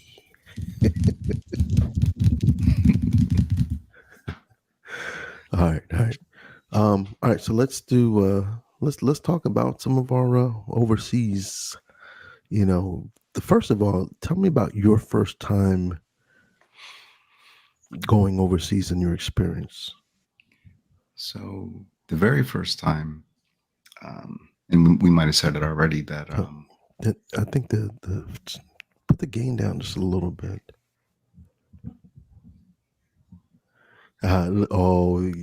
Before you go into that, there was a question that was asked. mm, It says, "Do you ever think of playing Fortnite in your channel?" so I'm gonna. Oh boy, I'm gonna let you answer that. So I do have a channel uh, dedicated to Fortnite that I play with someone. I don't. I think for some reason I think the gain is the gain. The I don't know. gain. Put that all the way down. How about that? Is that better?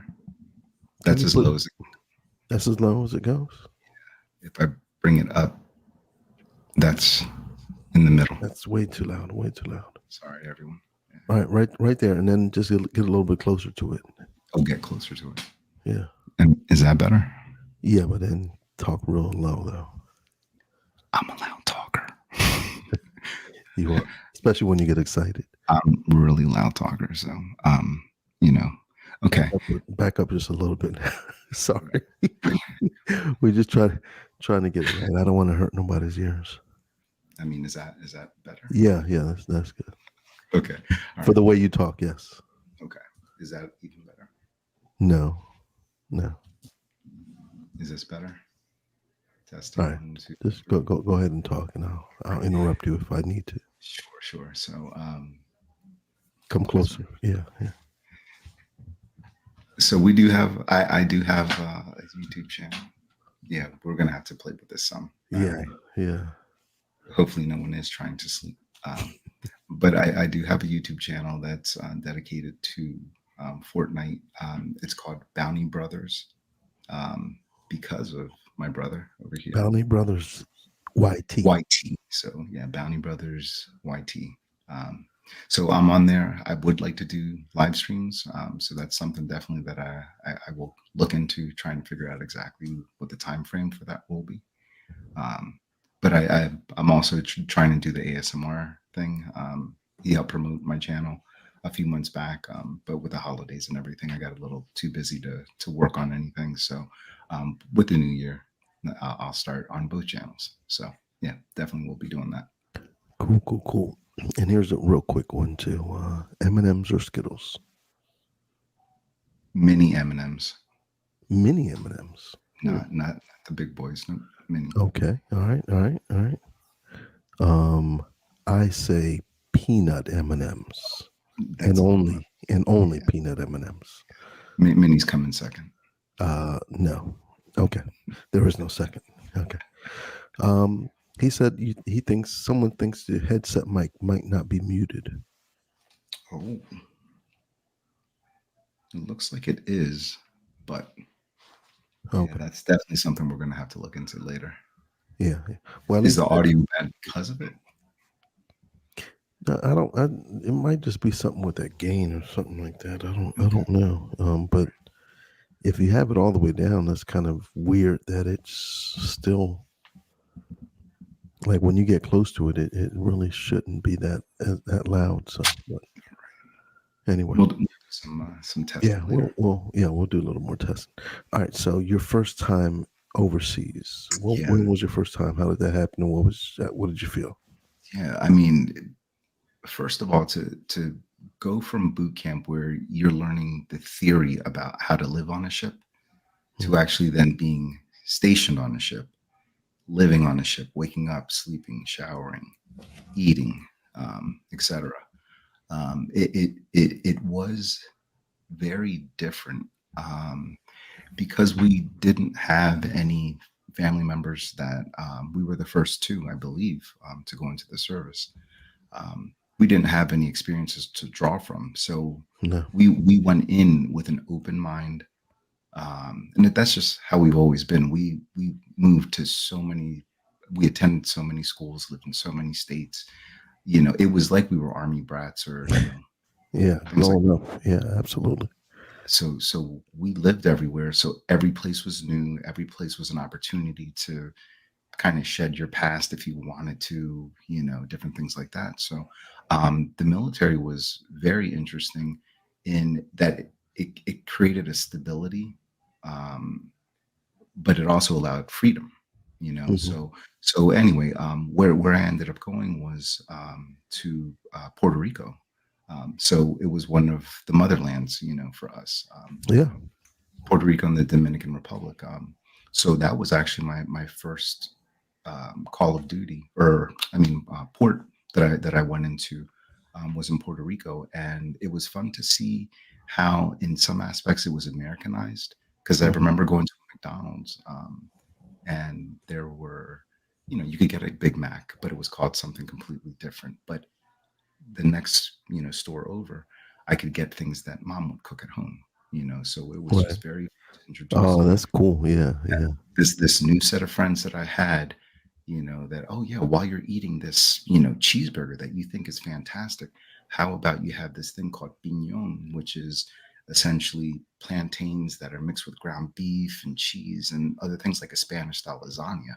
Right. um, and it was just fun to open up people's minds to things that they had never thought about trying, or might have been afraid to try. But you have someone that's there to help guide you. It gave them a better experience overall. So that was really fun. Yeah. Yeah. How about yours? Well, I think I mean, I'm sure a lot of people didn't hear the other broadcast I did before. I think I shared this one, but I will reshare it again. Um, my first experience outside of the country actually came right after boot camp. So I was my brother was sharing with you that he went to to Orlando for his boot camp. I went to another club med where they didn't call it that, but basically I was in San Diego, California, which was a pretty nice place to be. I'll tell you that. Um, so I also went to San Diego for my A school. So that's the schooling afterward. So they going to teach me how to cook and all those type of things and how to be a sailor and in that in that rate in that job.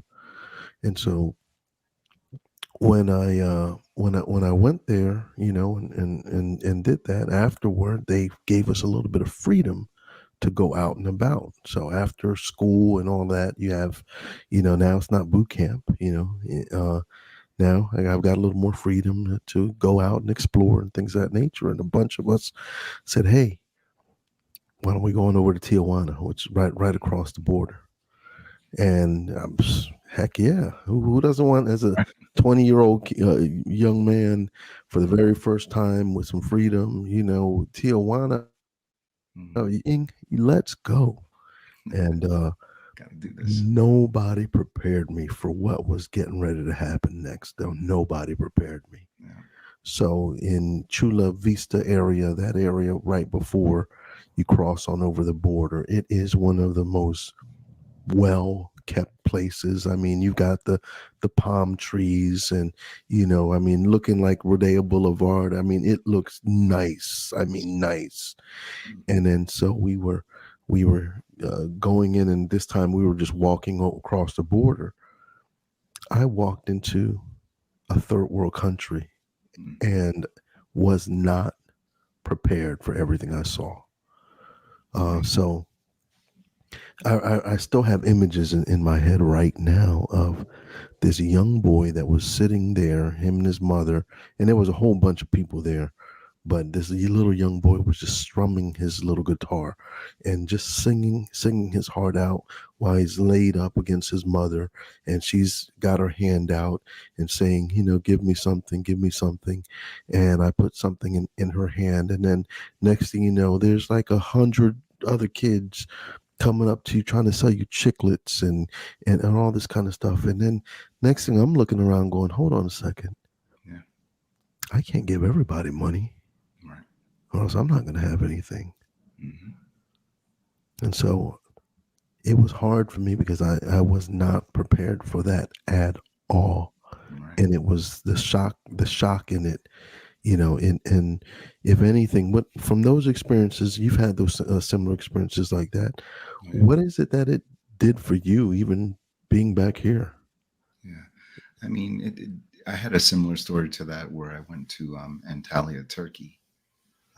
And before we left the ship, um, the our company commanders essentially were informed us, that this would go on. So you just had to be careful, because not everyone is, merely looking for a handout. There are kind of organized groups that are looking to exploit sailors while they're over there, and that's everywhere, So I'm not going to just say that that's a foreign thing that happens in the U.S. Um, and well, what ended up happening was, there were a group of kids that would wipe shoe polish onto your shoe, and you can still hear me, right? Yeah. Okay. Um, so they would wipe shoe polish on your shoe, and that's essentially a way of them saying that they'll shine your shoes, and then you pay them for their service. Hmm. But I did not ask to have my shoe shined, so there's a glop of shoe shine paste Oh yeah, I remember uh, those. Yes. on my shoes that I had just bought. They were a lighter tan color. They did not need to have a dollop Hmm. thing on my Many shoe. shoe polish. Yeah. So if this is my shoe, I'm just walking with the big glop there for Right. half a block, and they're like, "Sir, shoe shine," and I'm like, "No, I did not ask for this." So I continue walking, and as I'm looking around, because I now remember it's not only the person that's there in front of me, there are people that are standing in other areas of this courtyard that are watching to make sure that you pay this individual. So I see the men approaching me now, and Hmm. now I'm being accosted in Turkey. Haven't been out on land for longer than 2 minutes, and I'm being confronted by people. Never been in that position before, and I said, "Listen, I'm not paying for anything. This is it." But what it did show me is that it's wild. While that was mildly annoying and something I had to deal with, there was something that as humans, we all are struggling and trying to figure out how to survive, and that's how I was able to like, process that later on, that yes, while you might not agree with maybe how things are done, they're trying to provide for themselves, so I don't try and judge too harshly when things like that go down. You just, hey, if you can, you can. If you can't, you can't. So Hmm. Tart cherries are really good for reducing inflammation. Just so you know. All right. Um. Yeah. Yeah. Yeah. What else? Is there anything else you want to share, or anything you want to prompt me on? um, I And know. and plus that experience, I had that same Oh experience yeah, with yeah, yeah. those kids in Turkey. I mean, they were Mhm. ruthless. They and for me, they were giving me a flower though. That's what they Oh, did. okay. American, Right. American, come, come, Yeah. come, come, come, come. Right. I mean, Come, and they, welcome, welcome to our country. And he comes, the little kid comes, and here's his little flower. Welcome to our country, and he presents it to me, and I go, oh, no, no, no, no, no, thank you. No, no, no, no. You, free, free, free, free, it's free, free. Yeah, yeah. And free, you're right. free. That's what they said. Yeah, Free. free. I go, no, all right, just to be graceful, you know. And so I grab it, and the next thing you know, money. Give me money. Hmm. Right. And I go, oh, no, no, here, take your flower back. No, no, no, no, no, money. Right. They don't want the flower back now. So just like, look, I had to get this boy, drop the flower on the floor, and just keep walking. Right. Yeah. It's just something that has to Yeah, happen. but yeah, and they got their little gangs, their little pocket knives and stuff like that. If you Oh. don't pay, man, get out of here. Yeah, but Well, you got the wrong one. You, you there was this story that you told me that was a dangerous story, and I've never been put into that position before. yeah. Where I believe, well, I can't Oh, remember if oh it was yeah. Oh, Italy or not, but no, it, that was Turkey. it was Turkey. Okay. Oh yeah, that was Turkey. That Yeah, was that was Turkey. Yeah, March. yeah, Yeah, that whole story is in my other Navy stories one. So it's a long story, so I'm not going to go into it. But just to plug it, I'll plug it up there somewhere. Okay. But Right. it was a weird one that involved me almost being arrested in a foreign country. So yeah, a little teaser for you. Ah, Oh, great. And we got a little train coming behind me. So if you guys, the train enthusiasts out here right now, maybe that'll give you a little trigger as the beautiful train. Let's see. well, a train story. Ah, okay. It's coming out there. You know, I live close to the tracks too. So not the best place for an ASM artist to live. But I guess I was here before I even knew what ASMR was. So Yeah. next house, however, we will see. Can we even afford the next house? I mean, goodness gracious, Yeah. the way real estate prices are going up. All right, so that first time experience for me in Mexico was just like wow. It just made me more grateful.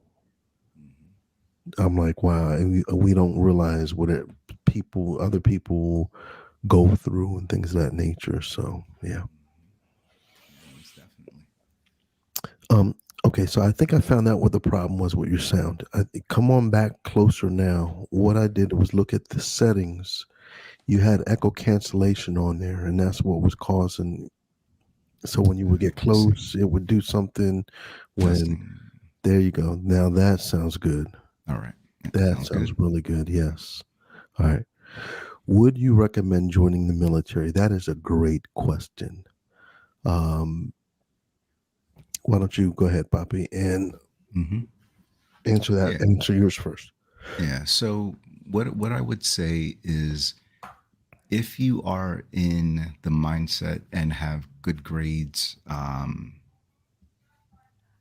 and you want to become an officer, it's one of the things that I never considered.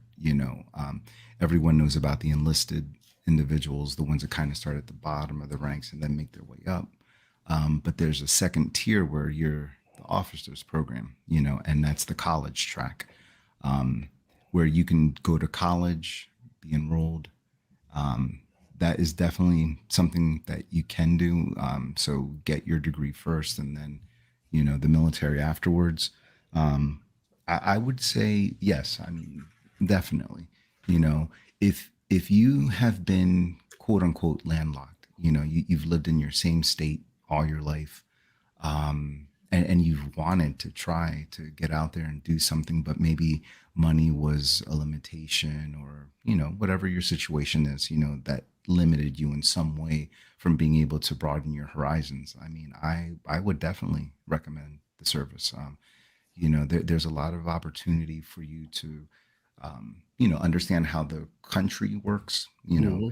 uh, Different people from different states, red, blue, it doesn't matter. I mean, we're Americans here in the UK, same thing, France. I mean, everywhere.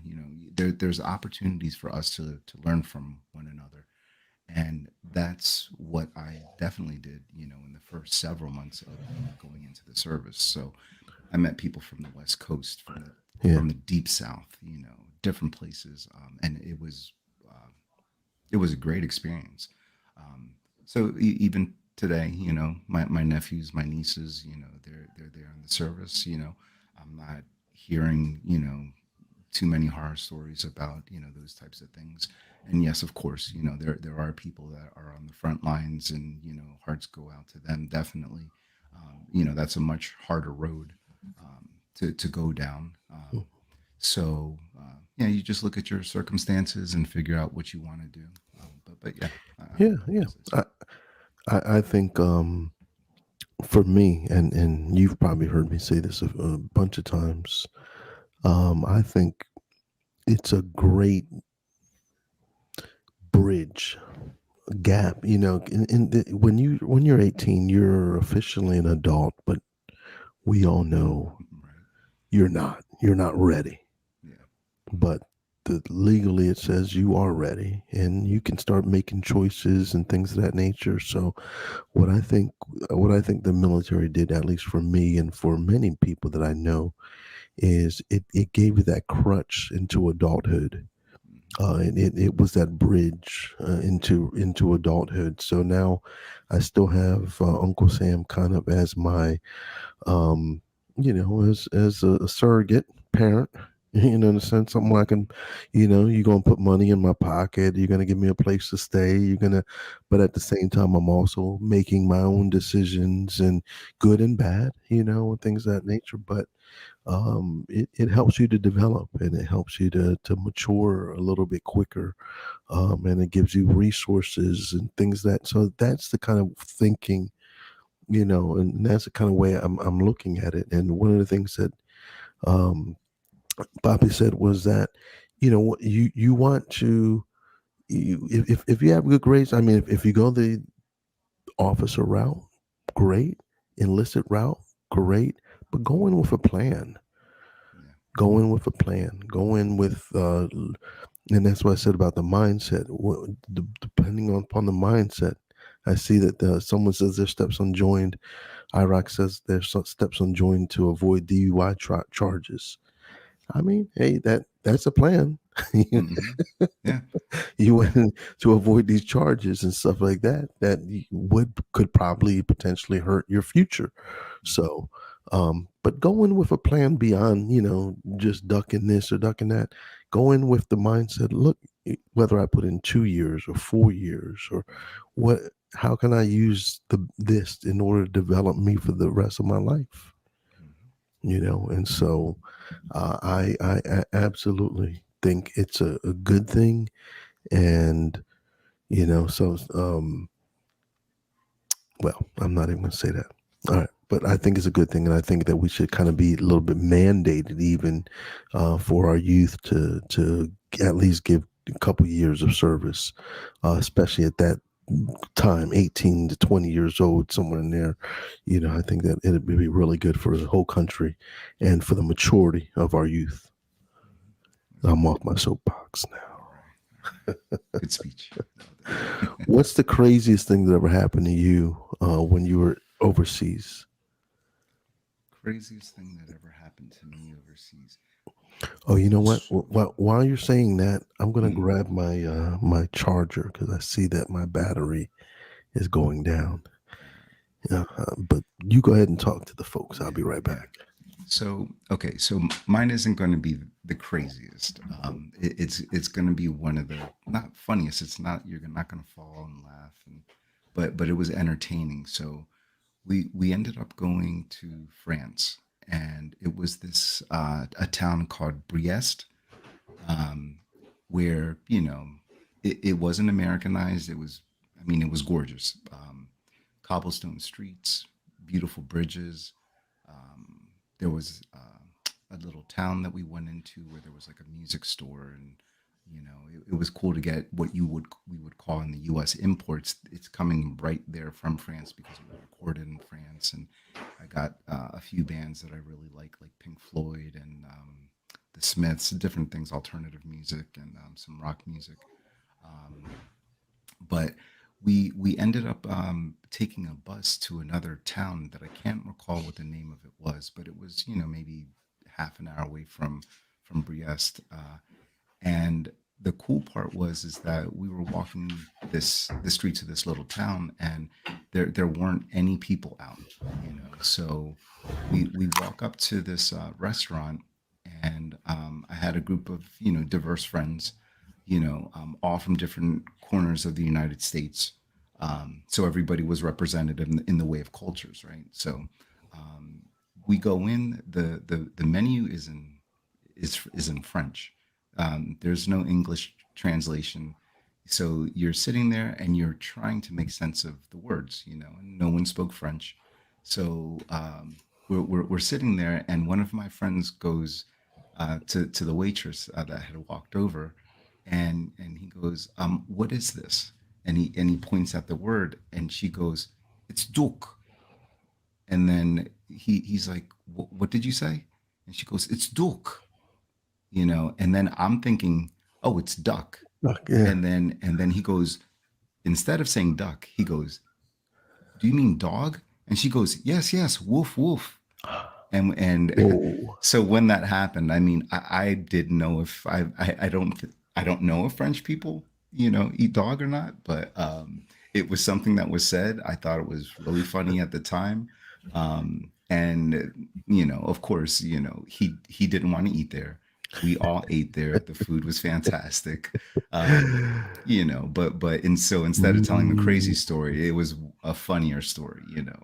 But yeah, but that's the thing. That was one of the wildest things. So when I said about Puerto Rico and McDonald's, a lot of people that I traveled with, whenever we would go to a foreign country, they would eat whatever was the American food or American Yo. equivalent of food. Yes. Yes. And that's not why I Didn't was that? Oh traveling. my goodness! It did Didn't not that make drive you sense. crazy? Yeah, of course. I mean, You're in the a place that you mhm, will probably never be right, ever again in your life, right, right. and you're walking up to KFC. Yeah, exactly. It drove I me know. crazy. And they'd be like, "Yo, you want to go with me to KFC?"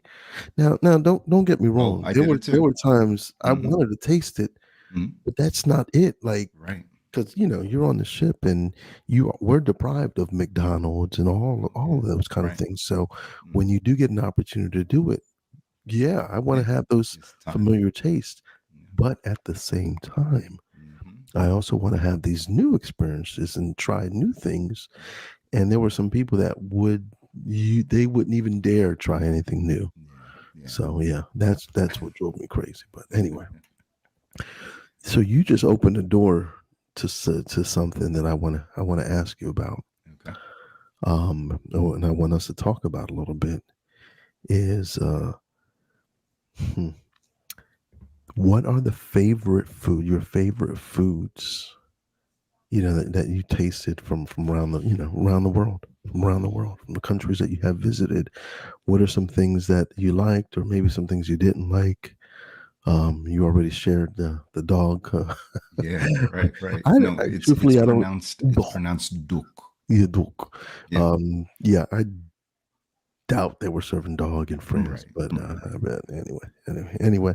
But that, once again, that opens up this Hmm. conversation. Yeah.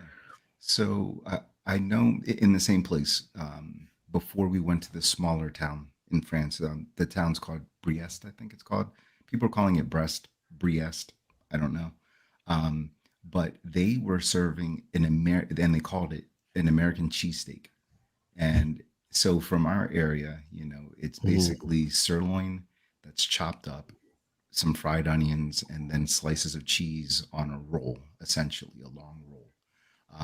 But when I went there, I don't know what type of meat it was. I And I think don't know where you're getting sirloin from. It's ribeye, bro. ri- But anyway, keep going. ribeye. Keep going. I had the chef correcting me. Yeah, I'm the novice. Um, no, but I don't know what type of meat this was there. But they put French fries and the thickest slice of cheese that was just broken up into sections and all shoved in there. So the cheese wasn't Mm. distributed; it was in a big block, 3 blocks, spread across the roll. Um, so it was just a very different interpretation of what you would see in the States. But of course, we bought one. It wasn't all that bad, but it wasn't what we thought we were going to be getting. Um, um, what I don't remember at all what this was, but I do remember that I got the chance to go to Israel, and I went by myself, hopped on a train. That was a wild experience too. That was the first time that I had ever seen men and women serving in the military, and they had firearms.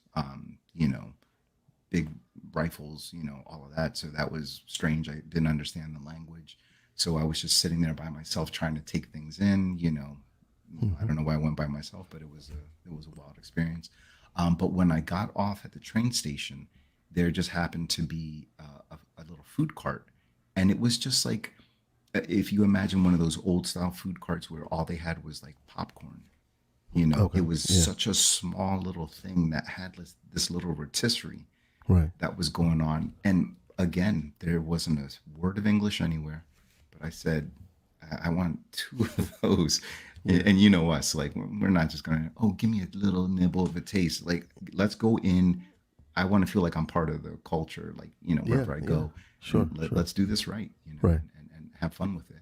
Um, but yeah, it ended up being like one of the best foods to this day. I have no idea what it was, but it was definitely something that it was worth taking the risk for. But yeah, that was really good. Yeah, yeah. Yeah, how about you? Well,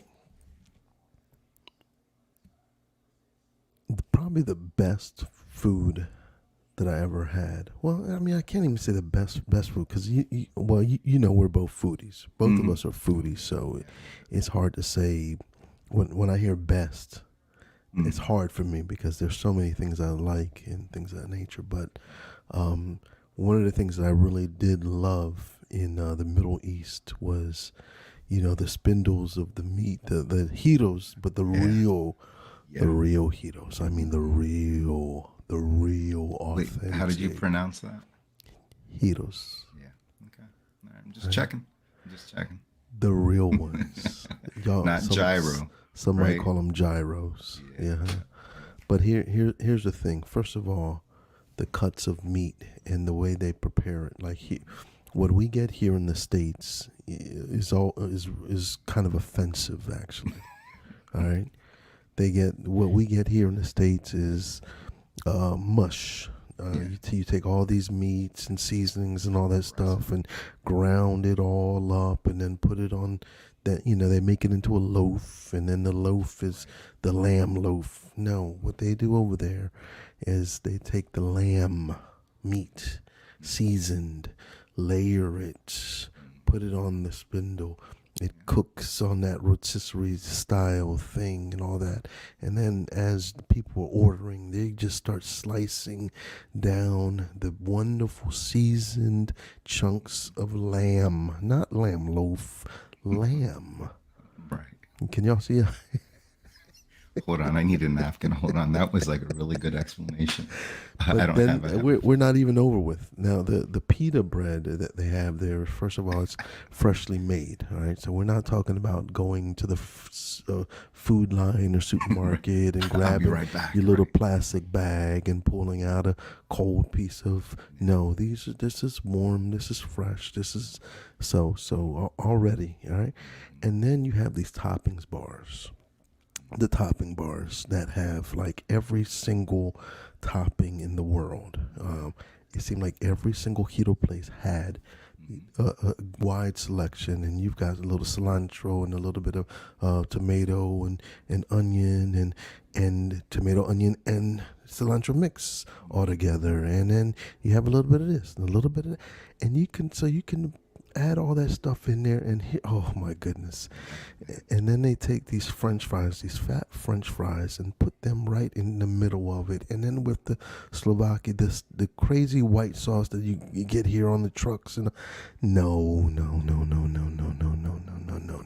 I mean, the real stuff, the real good stuff, and it all costs like only a few dollars on the street, Yeah. And you're and shocked. you're eating good. Yeah. You are Oh, eating good, yeah. and I'm It getting sounds like we off. had the same, yeah, experience in Greece. Yeah, trust me. Yeah, yeah. Well, but that was all over the Middle East: Hmm. Israel, Hmm. Greece, Yeah. Turkey. I mean, the food. Forget about it. Forget Bonjour. about it. And talking about forget about it, Italy. Come on, man. No, that's the one you went to. You didn't go to I've Italy? I've never gotten a chance. Nope. You didn't go to Italy. Oh my No, goodness. no. So okay, so your favorite place, because now you know I'm going to talk about Italy in a second, so I'm going to give you your first crack at your favorite place that you visited.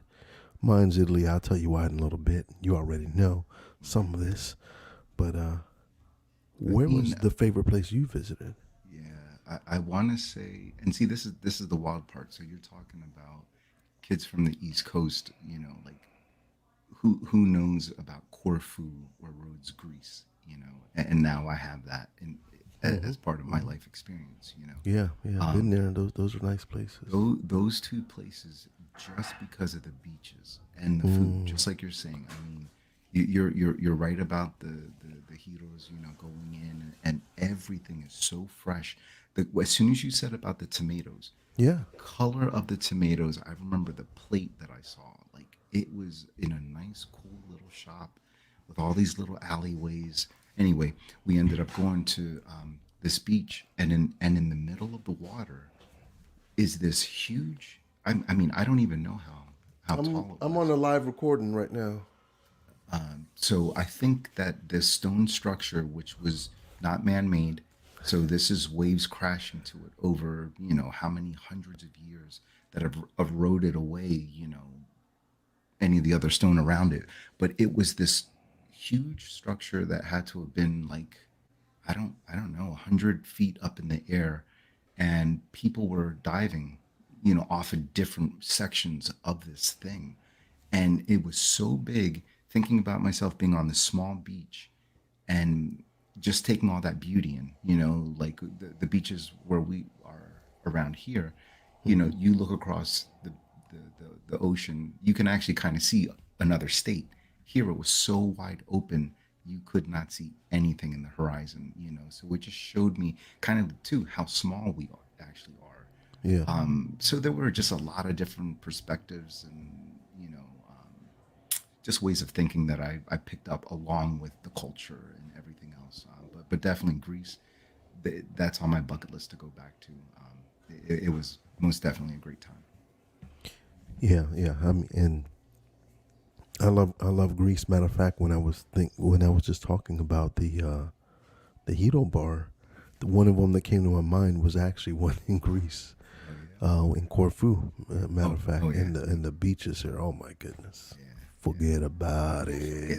about it. it. That was pretty long. I'm gonna have to put a stopwatch and see when I can beat my That was 14 seconds, bud. 14. Okay, okay. Hey, Meme HQ Central, Jeremy Richards, whoop whoop, Attila Gaming, Irox, Drew, yes sir, yes sir. I'm gonna just call everybody's name out in case I didn't. T Dot, Blue Chameleon, and that's about as for Brendan. He was in here earlier. African Kiro, OM Hoops. All right, I think I got everybody's name out there. Happy New Year to Happy New Year. you. All right. My favorite place that I visited is no surprise to you. It is Italia. Hey, forget about it, man. Look, first of all, the people there. I think I maybe being born in Brooklyn, New York, and being around certain people, I could identify with Italy. Italy reminded me of New York, in a lot of ways. It was, I mean, but how do I say, the electricity of New York, this electricity of New York. Oh yeah. Vibrant. Hmm. What is it? Come on, man. Somebody coming in here doing stupid stuff. Hold on. I gotta ban somebody. Forget about it. Goodbye. They've already Okay. been forgotten. Yeah. Meme HQ Central was acting stupid and saying stupid stuff. So, Colton James Hodge, evil man. Yeah, I don't. High Rocks, I don't know what that was. Yep. Guess to go. Not today. It's 2024, yo. We not starting this. Keep it fresh. We not starting this out crazy. Um, but yeah, Italy was for me was just a really exciting place. It was one of them places where kind of like being in Manhattan. You know what I mean? When you're there's nothing going on, but it just feels like something's going on. And then the food. Of course. I mean, you Ridiculous. Yeah.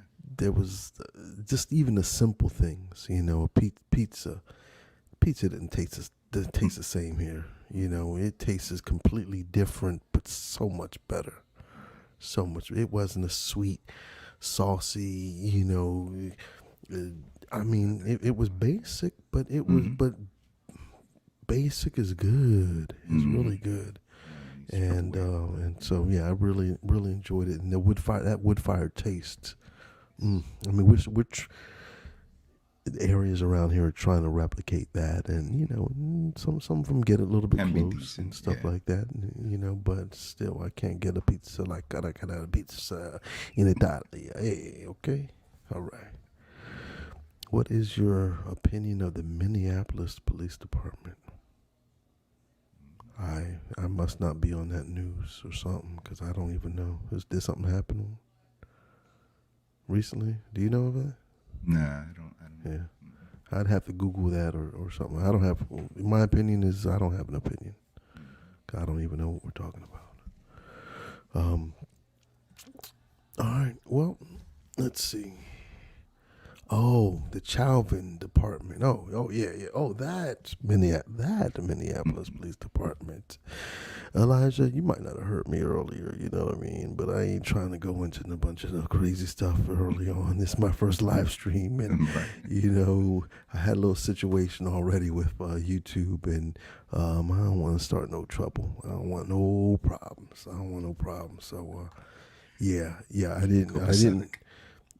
I was outraged. I was, all of that, and it is what it is. I just put like that, and this is a good, wholesome channel here, so I don't want to throw in some of that stuff. Can't be too political no more. Yeah. It's, it's not weird, but it is what it is. You can be, but there's a cost to it. Is all I'm saying. And I ain't willing to pay it right now. I'm still trying to grow. All right. Well, we've been at this for a good hour. You got anything else you want to share? Any questions?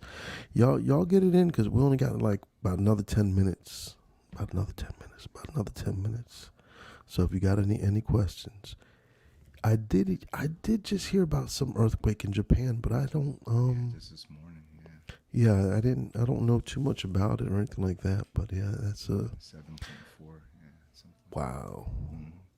Yeah, Any big. they talking about tsunami or anything like that? Yeah, that they were waiting Re- for it, but I haven't seen an update on it yet. So yeah. Man, that one movie there was a tsunami. Where was that? Somewhere in Asia, I think it was.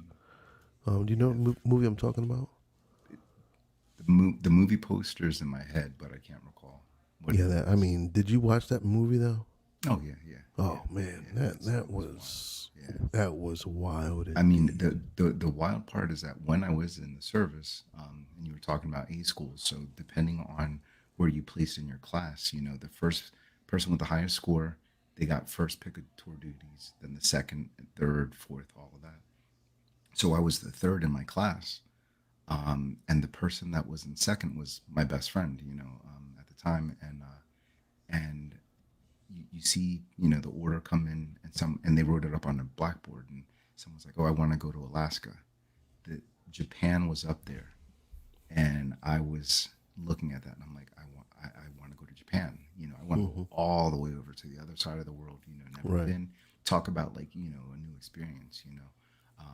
My best friend picked Japan, so then, I never got to go over there, but I mean, yeah, to have to deal with that type of environment and those natural disasters that can occur. I mean, it's pretty wild. Yeah. Um, let's see. We got a couple questions.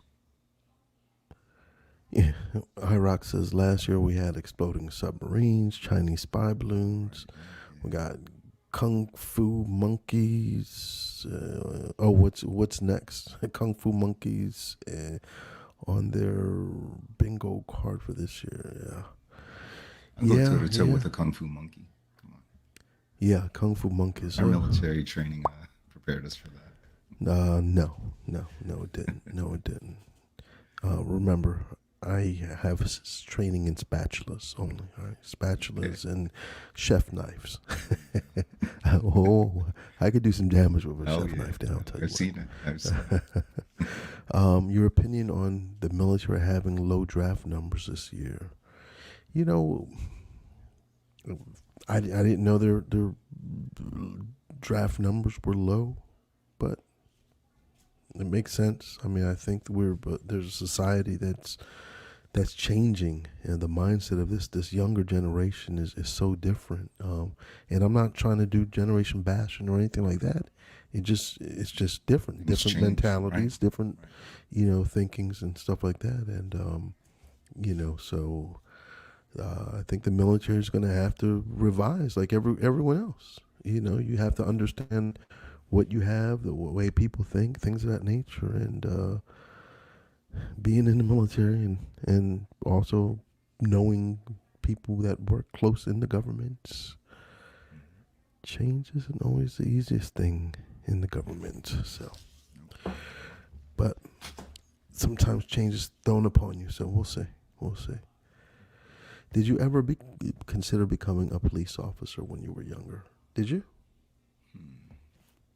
I want to no, not when I was younger. When I was in the service, I saw a lot of people that didn't know still what they would do after, because your job that you select or that might be kind of pushed on you.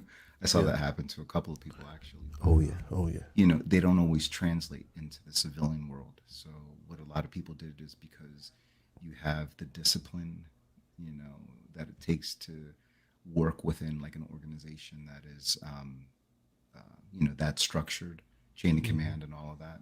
A lot of people did go to work for the police departments. Um, I think I thought about it for a little bit, but like Peppered said, I had a plan. I wanted to go to college. I wanted to get into computers. I thought I was going to be a programmer. That didn't go that way, but I followed my plan, and I just wanted to stick to that. So instead of doing that and kind of derailing what my dream was, to get into technology, I just decided that I was going to, follow that, and that's what I ended up doing. So. Yeah. Yeah. Um.